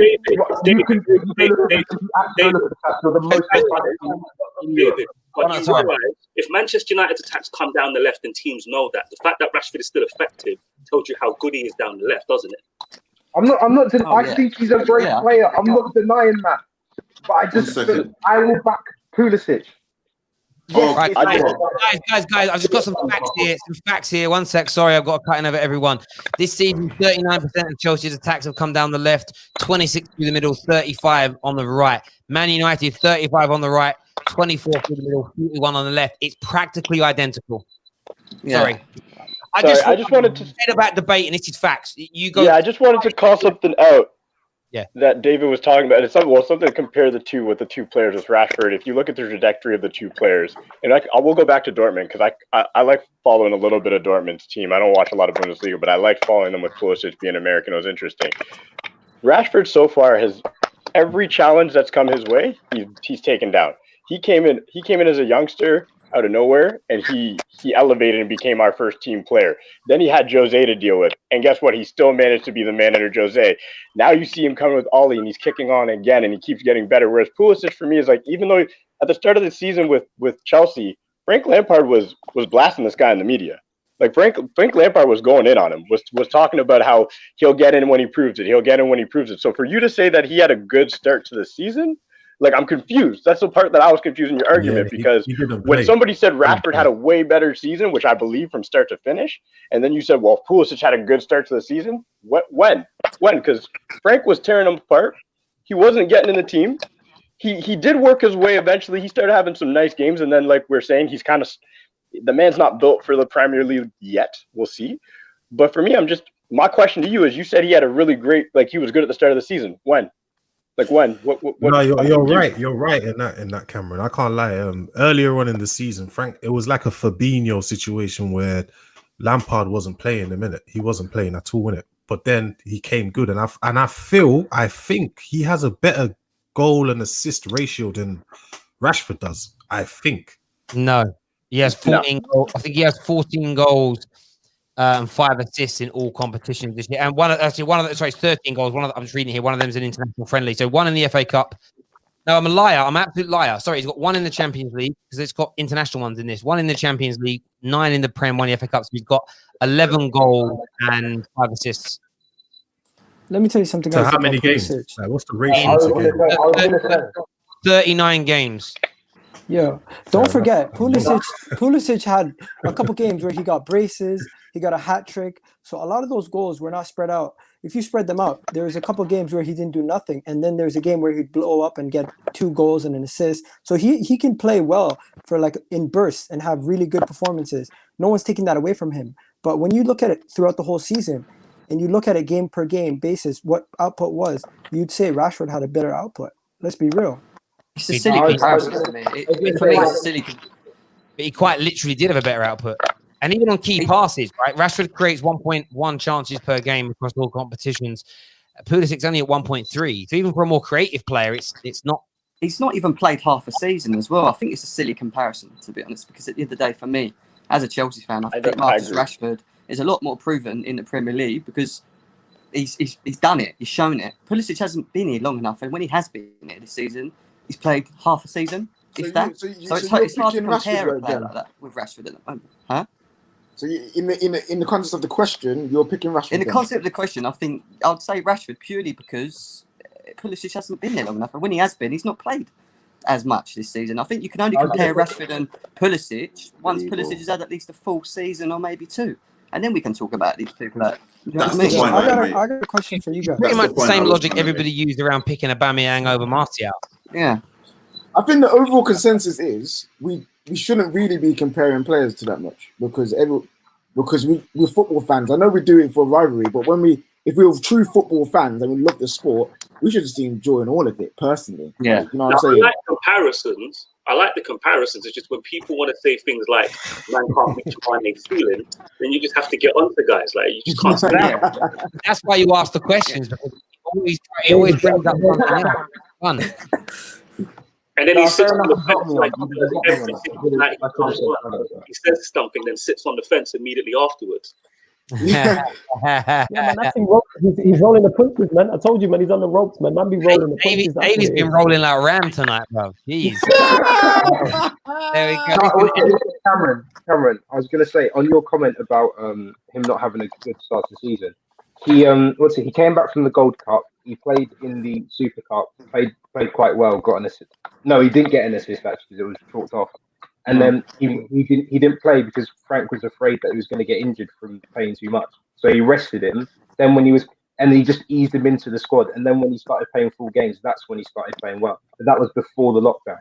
And Egal was like, oh yeah, he only scores braces and hat tricks. It's like, you expect him not to score the chances or something. Like, if he's gonna finish, the ball's there, like, he's got to score. Like this idea of like, like the same thing with Tammy. If Tammy had got the same output, but it was spread across the season, no one would have a problem with it. Sorry, hang on a minute. Bam. We're joined by Stevie fucking Wonder. Here he is. He's playing with glasses. Man's got why he got jaundice or something. Why he got glasses on inside? Prime, do your thing, man. Do that, Prime. Prime, just do this. I just say I love you. Do you want an answer, or are you all going to keep laughing? Laughing. We'll laugh. Go ahead. We'll laugh. I think people who know me know how much I rate Rashford. In my opinion, out of him and Martial, I'd have Rashford. Out of Rashford and Pulisic, I don't think comparing them is fair. Yeah, they're both. Oh, I don't think it's fair. No, I think they're both great players. I can't pick between the two of them because I rate them both highly. Don't get off the fence. You're going to get splintered in your arm, and then your glasses will fall off. Give an answer. I can't. Yes, you can. No, I honestly can.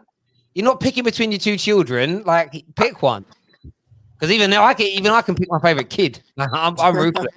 Yeah, but deep, sir, you don't know what you're deep, like. Jesus. That's deep. I don't know. If you're going solely based off this season, Rashford, but if you're going based off what they've done so far in their career, Rashford. No, one sec. What? Yeah, one sec. Let me just say something on this. I just gotta say one thing. I gotta go in a minute, but I just want to say something. Beg, you tell me what Pulisic has done before he came to Chelsea. I'd say what he's done. Warm bench for Sancho. No, one sec. I want Prime to tell me. One second, lads. I want Prime to tell me, because when someone says something, I need to understand their reasoning. So, Prime, what has Pulisic done before he comes to Chelsea? You dug yourself a hole. I'm not gonna. I don't know what you said, David. Okay. He was playing well for Dortmund up until the fact that he got injured. That's your thing. Yeah, he was playing really well for Dortmund up until he got injured.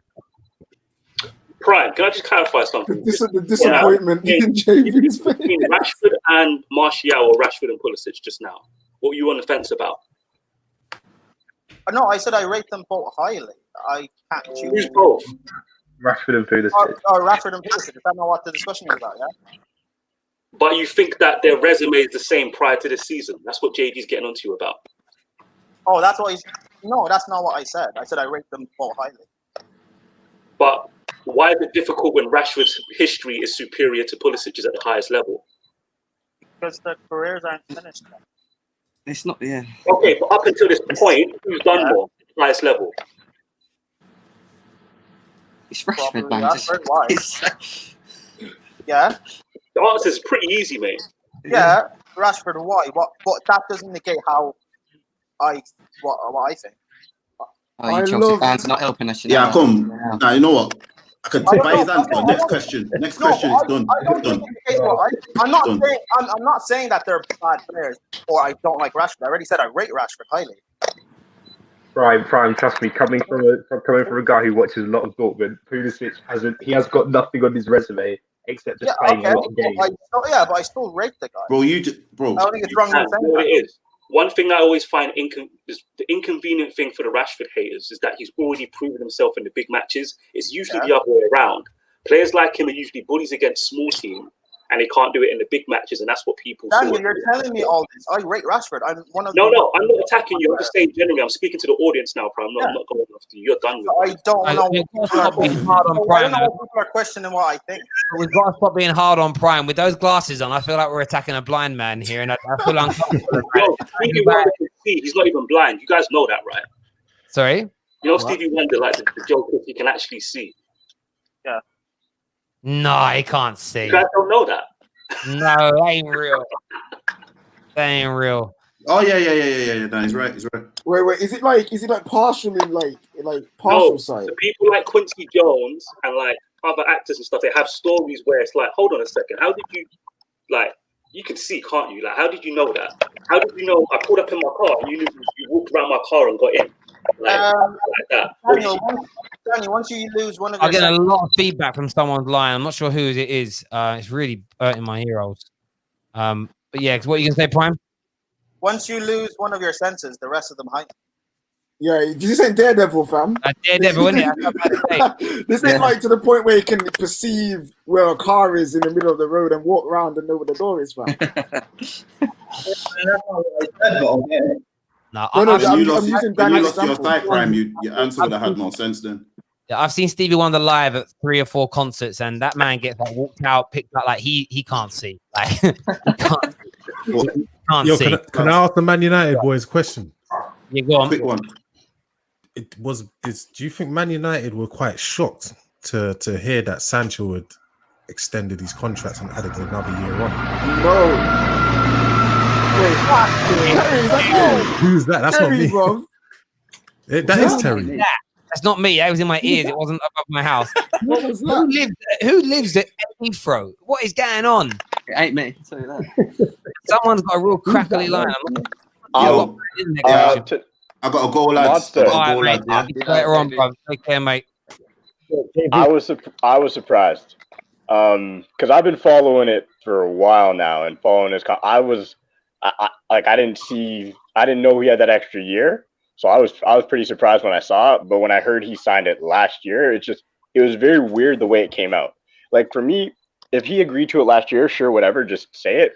But the way kind of Zorc said it, like he secretly is like it just seemed like a weird childish flex on everybody. But I was Man surprised. United surprised or yeah? Did Man United know? No, they weren't surprised. They knew. I think at that level, you know, because man, no one at the size of Sancho extends his contract, and it's not like Sancho wouldn't have told anybody. It isn't like Sancho's people haven't been talking to Man United. They would know. They'd have signed it. So it's just one of them. I think the only people that were embarrassed by it. And I have to say, a lot of people get on at me. Oh, you do all these videos, Terry, about the journalists were embarrassed a bit. Exactly. Yeah, they were. And by the way, everything that happens when a transfer don't go through, people always ask me how I feel. If I get an opinion wrong, like I think it will happen, I don't care. I predict 10 Premier League results every weekend. I probably get 3 right, 4 right. But I don't care. The people that get really upset are the journalists who go on, I know this, my source told me this. And if I'm coming out and saying, listen, I spoke to Man United this morning and they told me this is happening, and then it doesn't, that's embarrassing because either I'm lying or I've been lied to. And on the Sancho thing, that I think that was, Danny said it yesterday on here. He thinks there's an element of both clubs almost clambering together just to shut the media up a little bit. That's what, and I think the element of truth within that. But there we go. When he signs for United, how many goals are you expecting from him? That's my big question for you guys. Goal contributions or goals? Just goals. What is it you're expecting to add to the goal tally from Man United? Assists minimum. Assists. Not assists, just pure goals. 15 goals minimum. 15. That's a bit much. I'm looking at 10. I'm chatting all comps. Yeah, all comps. 15. All comps. Yeah, all comps 15. 15 all comps. 15. And the thing is, we just want him to be a threat because there'll be certain games that Sancho will play and he might be man of the match and he might not get a goal or assist. Obviously, you want him to get his goals, but you want him just to have an input. Like, you don't want him just stat padding when he comes in and plays. I got one of the comments I love here. It is. Voice is coming. The voice is coming. No, put it on the screen for us, Terry. Okay, you literally made hundreds of videos. I did make hundreds of videos, but show me where I've said, I have spoken to Jadon Sancho's representatives today, and they told me that he didn't sign a new deal. No, I tell you what the media's saying, bro. Where's that? And Jeremiah, I know you know this. You can't get under my skin. Can't. Zane, this skill, madman. This skin is too tough. What's Zane saying now? William scoring more. Zane! See, this is real. I told y'all earlier. I've been seeing this. Zane's hilarious, fam. You absolute animal. They genuinely think they're signing Neymar. It makes me laugh. Trust me. The first half of that comment is funny. It's the second part that just sends me over the edge. The thing about William, he's a good player. Don't get me wrong, but he will frustrate you so much. There will be simple 5-yard balls just the simple throughput, and he'll just mess it up and just be like, oh, you know what? Not Williams really good at, and I'll grant it. That's him. Free kicks. That when he's standing still and he shifts it, that little quick tap, he's good at that. And bang, he's really good at that. But you know who else is? Adama Traore, fam. So what does it even mean? No Williams slander for me. I love William, innit? So I won't say same. anything negative about him. Do you know what I mean? Not for me. I actually think he's a good player. I think he is actually a good player. One thing he's good at is carrying a bad team, as he did for us in what that season was. And he'd be excellent at Arsenal for doing that. Yeah, he'd be excellent at Arsenal for doing that. He's found his levels. So quickly, Jeremiah's back again. Terry, you take no responsibility for what you say. Man's talking like I'm giving life insurance advice. Come give me your life savings, and this is the right investment for you. You know, I'm FCA regulated. Listen, bro. You can't trigger me on this. I report what the media say. Your job is to say whether you believe the media or not. If you choose to believe them and get gassed and then it doesn't happen, that's solely on one. I used to blame the media for that. I've stopped doing it. If you believe an article and it turns out not to be true, the only person to blame is you. Stop projecting your weakness onto me. It's not going to work. I'm not taking responsibility for your stupidity, son. Not happening. Anyway, sorry, Monster, you were chatting, bro. I was going to say, so do you now, with that news coming out, do you now think Man United are going to be forced to take Dortmund's terms? Because now they don't have to sell since he's got, 3 years left or how many years left in his contract? Yeah, I think that element's gone now. The notion of we'll get him cheaper next year. Now we've found that out, then that we know that's gone. My fervent belief. I trust Daniel Harris a lot. Who's been on the show because even today Fabrizio's come out and said that United initially offered 60 million euros up front, and it's that element has been pushed back. And it was a week ago that it was saying that element was agreed to. But I think Man United and Dortmund have agreed on around 108 million pounds, 120 million euros. I don't think that's the issue. I think it's the installments, how much is up front, how much is coming later on. As an example, I literally muted everybody's lines. I'm still getting this interference. I don't know where it's coming from. It's actually annoying me. But I think essentially that's what it's coming down to. And then I think the biggest issue here is that the clauses. It's what will actually trigger the add-ons if they come. Man United are going to try and make them as hard to achieve as possible, and Dortmund are going to want to basically be, easy. Yeah, money next 10 starts. I think that's where things are at. And then I've said it earlier on in the show. What also we didn't know, and this is the interesting. What we also found out is that Sancho is going to get a percentage of the transfer fee. So it does not surprise. It's logical to think that Dortmund are going to make this deal almost happen, pull it away, almost happen, pull it away. Oh, by the way, request the transfer so that he doesn't get the money. If he waves it. By the way, Sancho's not the only person getting a cut of the fee. Manchester City are going to get about, I think it's 15% of the fee. That's why Dortmund have set the price so high. They're going to lose about 15 to 20 million to City. They're going to lose 15, 20 million to City, and they also stand to lose 5, 10 million to Jadon Sancho. I'm throwing the numbers out there. That's a big, it's gone. And it's and this is what fans have got to understand. Look at logic on these things. Because why would Dortmund mess around? That's just, there's 40 million reasons why they'd mess around. That's how much they could be losing between 30 and 40 million on it. Plus, if the add-on clauses are difficult to get to, I don't even know what Zane. We've got a super chat here first of all from Zane. Oh my god, that was my reaction. I was like, Chelsea make all their deals this summer. They all have to perform, and that's my worry. Yeah, might take them a little time.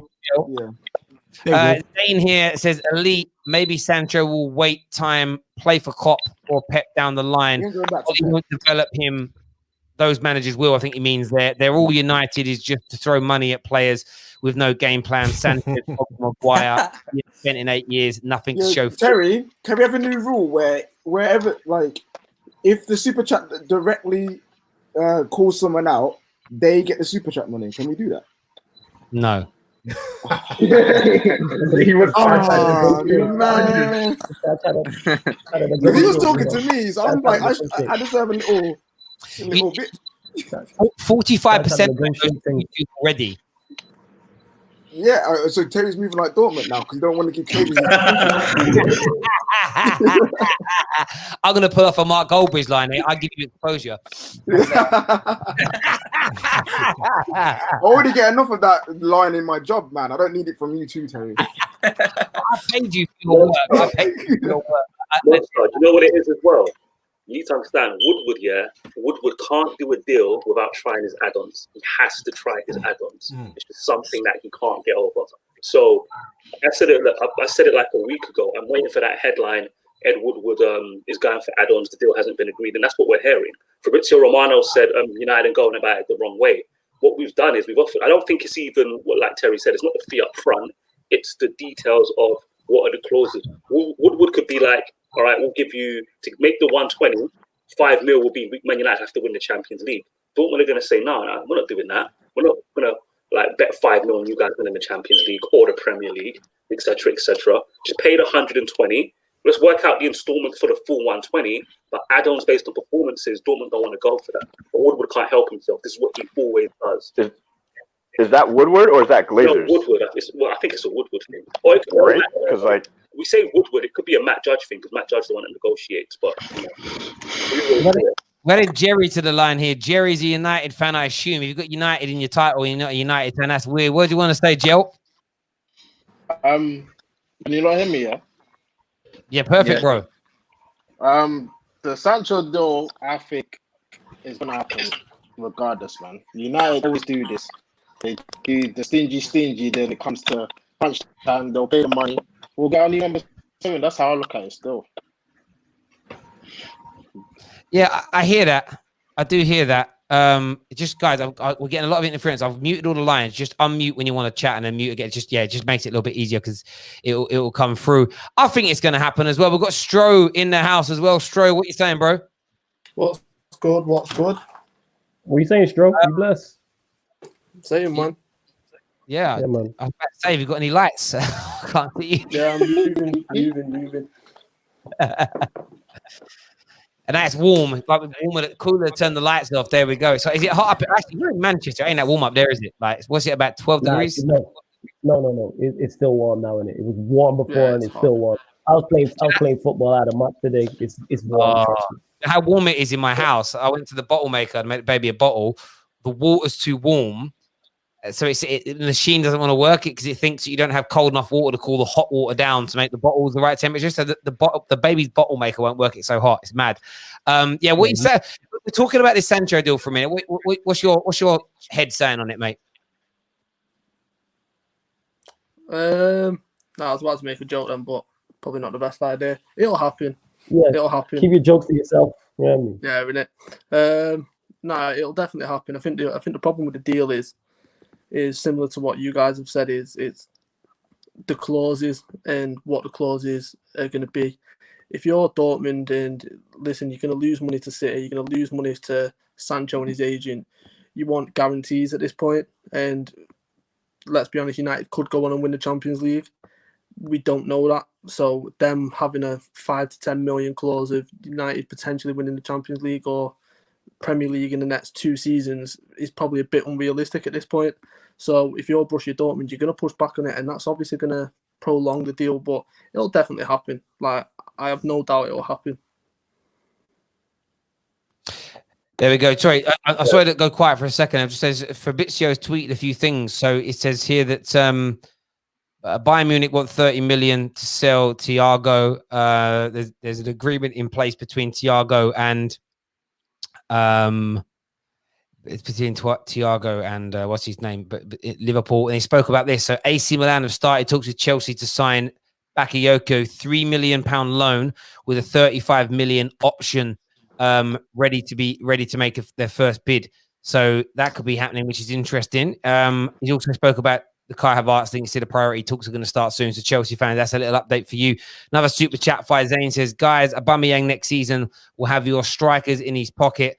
The Arteta revolution has started. Flawless, get ready to get slapped at the Emirates. Charles ain't in it. Now, Lingard don't dance there for the third time. You get what I'm saying? Lingard don't pull out something else in it. It was the moonwalk. He's going to Dougie next time. That's what he'll do there. On a Dougie at the Emirates, you know what I'm saying? My man's a Raptors fan. He's a champion now. That's how I look at it. Lingard. Yeah, man. You got to stay United.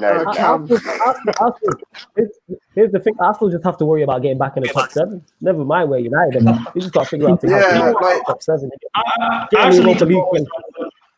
Arsenal need to pray that Aubameyang doesn't get injured next season because, boy, that'll be peak.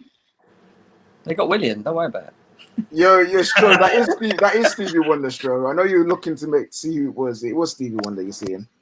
No, I was looking to see if I could see what was in his glasses, innit? So you were right. I was looking. I was seeing if I could see what was in my glasses. I have eyes.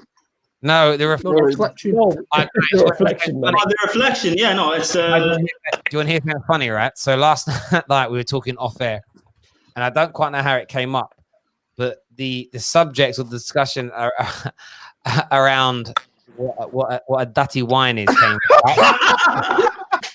And Terry, you can't talk. Terry, you can't talk. He's not here. He's not here. You can't do this to him. I can, because then when you see your game, so we talk. I don't know how it came up. We talk about when we're out, whatever it happened, and it was like, Ran, do you know what a dirty wine is? And he's like, he was like, yeah. He went, well, do you really know what a dirty wine is? And he went, act like I don't drink, guys. He thought it was a drink.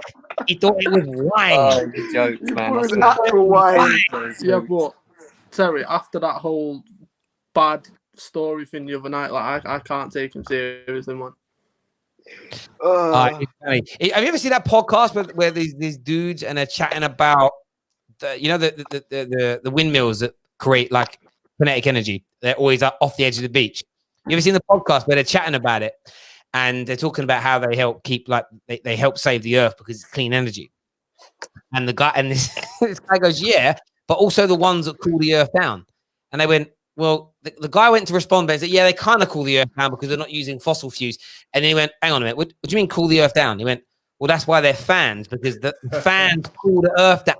And it was one, you look at it like, oh, he actually thought those things, those big windmill things, physically cooled the earth down. That's why they were there. I love stuff like that when people just don't get something, and that was one of their moments for me.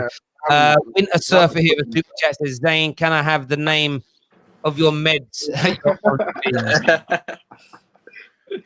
There we go. Arsenal better just pray that Barcelona get Lautaro Martinez, because if they don't, they'll be coming for Aubameyang. Watch and see. Better pray. Yeah, he's waiting. I think they will. Arsenal fans are a bit delusional. He's literally waiting, keeping his options open, waiting for a good offer. That's what I love about it in a minute, where they're all sitting there like sort of, bro, we love. It's like I would almost be like, just hold back on the pandering, because that's what's going to lead to the anger. Do you get what I mean? Like, if you don't treat your girl that great, like you kind of take her for granted and all this sort of, and she leaves, you're upset and you're annoyed, but you're a bit like, yeah, it weren't really a thing for me. If you're just like, you worship the ground she walks on, do you know what I mean, right? And then she goes anyway with another guy, the pain. Fortunately, I've never experienced it, but people that have, that pain is like, Zane says the only med is a nice Cuban cigar. Of course. Wait, Zane, how can you afford a Cuban cigar, but your club can't afford a party? Yeah, but because he ain't the owner yet. When Zane becomes the owner of Arsenal, they're getting parties. Zane can afford £100 living super chats, mate. Don't worry about that. Yeah, don't worry about Zane, bro. Zane's cool. That is actually I dare you to do another one, Zane. Anita here says, like, I never knew men had pain. We do. It depends. It depends what you chill with, isn't it? Like, if you're with like a bad guy, there's a swear word. I was gonna say something boy, but I can't swear anymore on the screen. So yeah, if you're with them guys, they don't feel pain, but real guys do. It depends on the other half, isn't it? But no, I'm just saying that's how Arsenal fans are gonna feel. It's gonna be she's leaving. And it's worse as well, your hair's thinning a bit. You've got a bit of a like a dad bod going on, and she just leaves you for a younger, taller, more handsome man with more hair, with a better job, better prospect, bigger, better back. Wait, like Robin van Persie. What? Robin van Persie leaving Arsenal to go into United and winning the title. Yeah, that hurt. That has got to hurt. No, I think Aubameyang's staying still, man. Yeah, I think he's staying. Yeah, I think if it weren't for COVID-19, he'd be gone. Yeah. But saying that, guys, remember, if it weren't for COVID-19, Pogba would have left too. No. Yes. He would have. Yes. No, no, I've been saying it for a whole year, and even well before. The market for Paul Pogba, the Real Madrid thing is a myth. Florentino Perez doesn't want Pogba. Zidane wants him. They're on a different project. They budgeted for Hazard. They've never budgeted for Pogba. Mbappe is the next big £100 million signing. Juve can't afford anybody because of Ronaldo's wages. That's why they got Ramsey and Rabiot on free contracts, and they're paying those two players £650 a week. The market for Pogba's sale, it doesn't exist. And the media just don't want to tell you guys this. It's just, it's not there. And they're going to make a massive loss on the flop that is Eden Hazard when he gets sold. So, and you think about what's happened to Hazard. He just doesn't stop. Remember where Pogba was, like the perception of Pogba has been. Real Madrid sign players when they're in good standing, not bad standing. Like if you know your Madrid history of Galactico signing, they sign guys after World Cup, Euros, Ballon d'Ors, or title-winning seasons, or when they've had their best season as an individual. Pogba doesn't tick any of those boxes. It's a big myth. There we go, boys. I've got to end the stream now, though, because it's getting late. I appreciate you all coming on, doing a 2-hour, 5-minute United show. Appreciate that. Hashtag KJ for that United show. Everyone put it in the chat. You know, maybe one day. Maybe one day you get that promotion, bro. Keep trying. Please go into the description below. There's like over 1,000 of you watching a download flick. It's where the Football Terrace community is. I'll be making some of these boys moderators tonight. Get yourselves over there. Loads of chat going on, loads of polls. There'll be competitions, news articles. It's a great place to go. Please go and download that right now. It's really important to the channel that you get that done. As I say, it doesn't cost you a single penny to be involved with it at all. Go and get that done. But until next time, take care. Big shout out to, I know Nita's watching as well. We're going to be setting a date soon to start the show. I will add the Chelsea show that's starting up. So I'm sure like Jem, Monster, and some of the other Chelsea boys want to get involved in that. David, I'm not sure he dropped off the stream. But he got beaten from his mum after getting embarrassed on stream, man. There we go. But yes, so that Chelsea show is going to be starting really, really soon. But until next time, everybody, take care. Goodbye. God bless. We're going to play you out again. KJ's brand new outro video for us. Take care, everyone. Bye-bye.